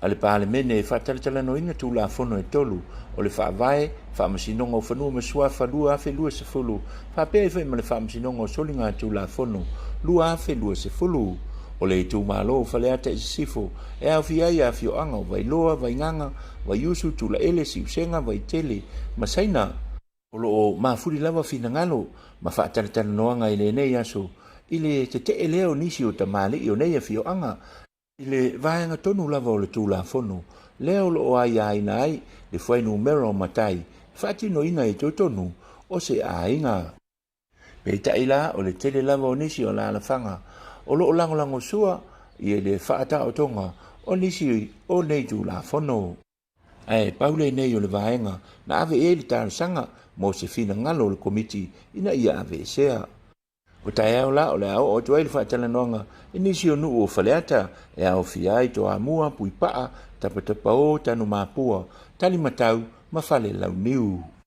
Tatou talwhai u e ono masina ua whaamalo loa e nei le li ila kapi ta ito fitu ia Johnny va ili o le nei li ila kapi sa i longa lona tau mawhai i le au la kapi a le atunu ta ito fitu i le tau sanga umawai i le ta amiru sanga o le ipo le lalolangi i Singapore e tai o se li poti ma le uni la kapia Samoa le wha malo lo mai ai leo e wā ili mo le ono masina mai lana kon kalate ma le uni la kapia Samoa e mafua lea i le a mio le taupu lea e le ngata i tutonu le uni la kapia e wha apea i foi ma fafo atu ino foanga fai tele e le i maua la se feilo inga ma le uni la kapia Samoa mo le wha lau tele ina o le nei wha salanga ma le nei mata upu o le whai o te fo i mo tātou tala Manuia le tampo inga Samoa, whasoi foia ma ia Manuia.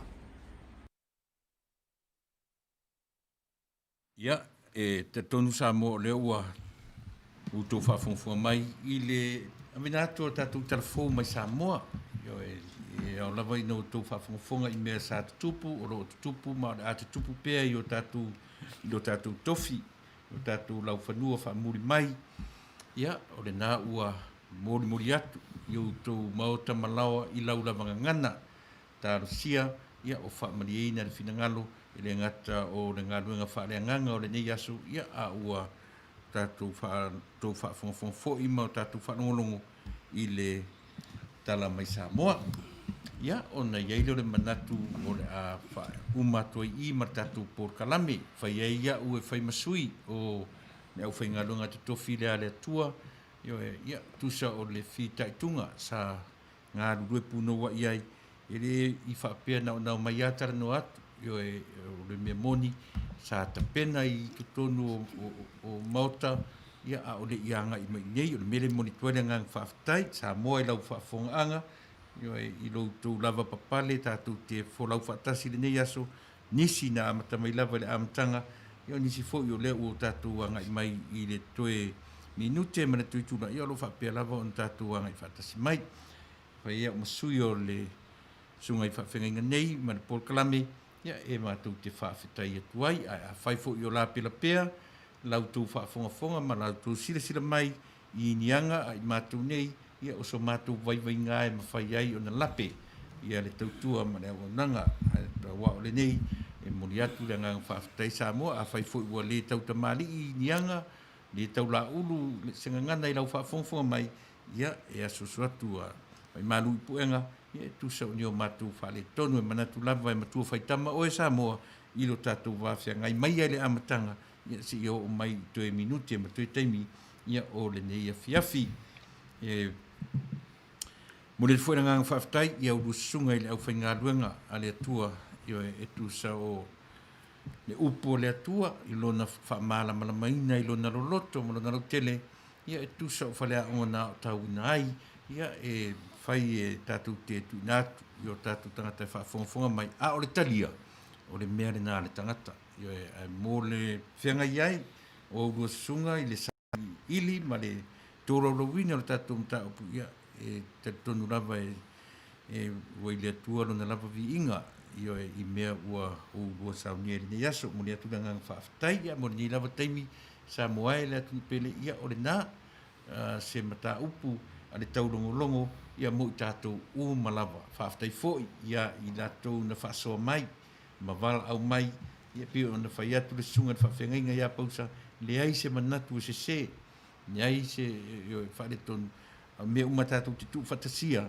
e vi i ai le atua, a ia aua lawane i sa ili le tangata e whao vi inga o le atua, e le o se mea le nā tātou, ia pēnā se winga, se tala o le nea fiafi manuti leina, i vaenga o te toe, Samoa, nisi vaenga o le langi o lo maurunga pēr, le suro le la, au i nei lava le tala whātai o California, ma le nei atunu Manuia, whai ngā maro longa o le pō, tātou tue wheiloa i le aso fau a tai au maia mala mafau, io e ati mai o na manu tele ina i titi mo au whai ngā ruanga le tātou wheiloa i le anga le lei whasoa.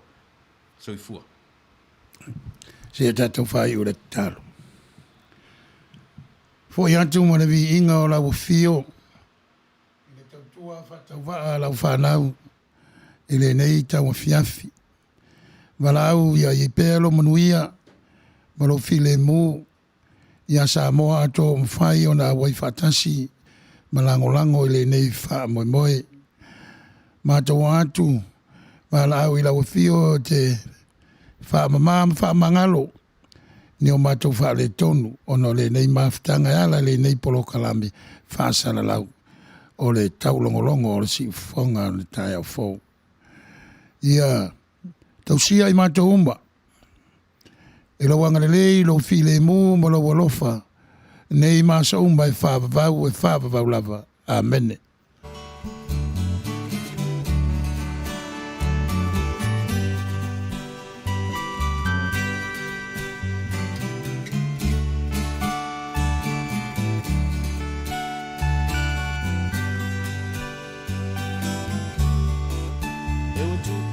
Tangi liwoga o fa lave o sao pe lava o le aso malo na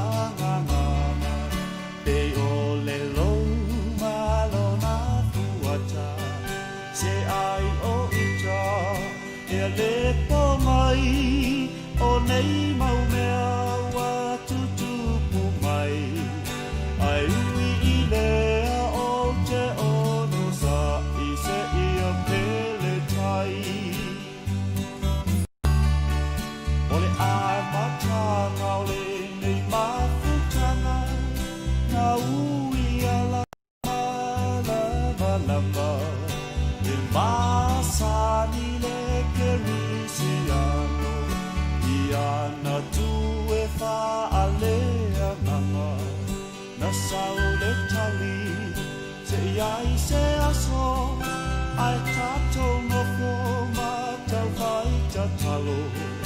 E pule le atua I le taimi olona Pina ngalo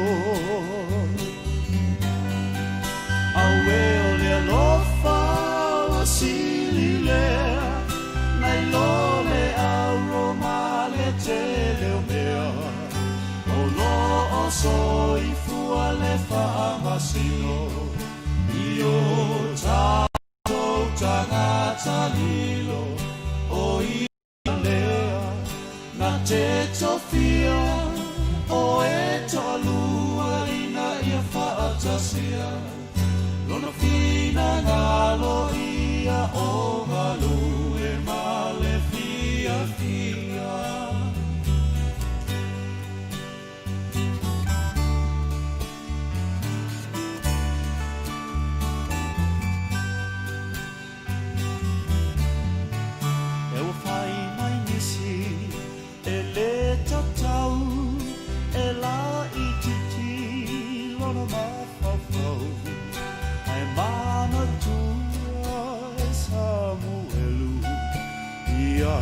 Yese malana whanau Au e matutua sa malua li'i A e na whaauina lava le wiki O alau le atua so e ele malamalama Hai lava se isi Toe mana tuai Fo I a kopo na fia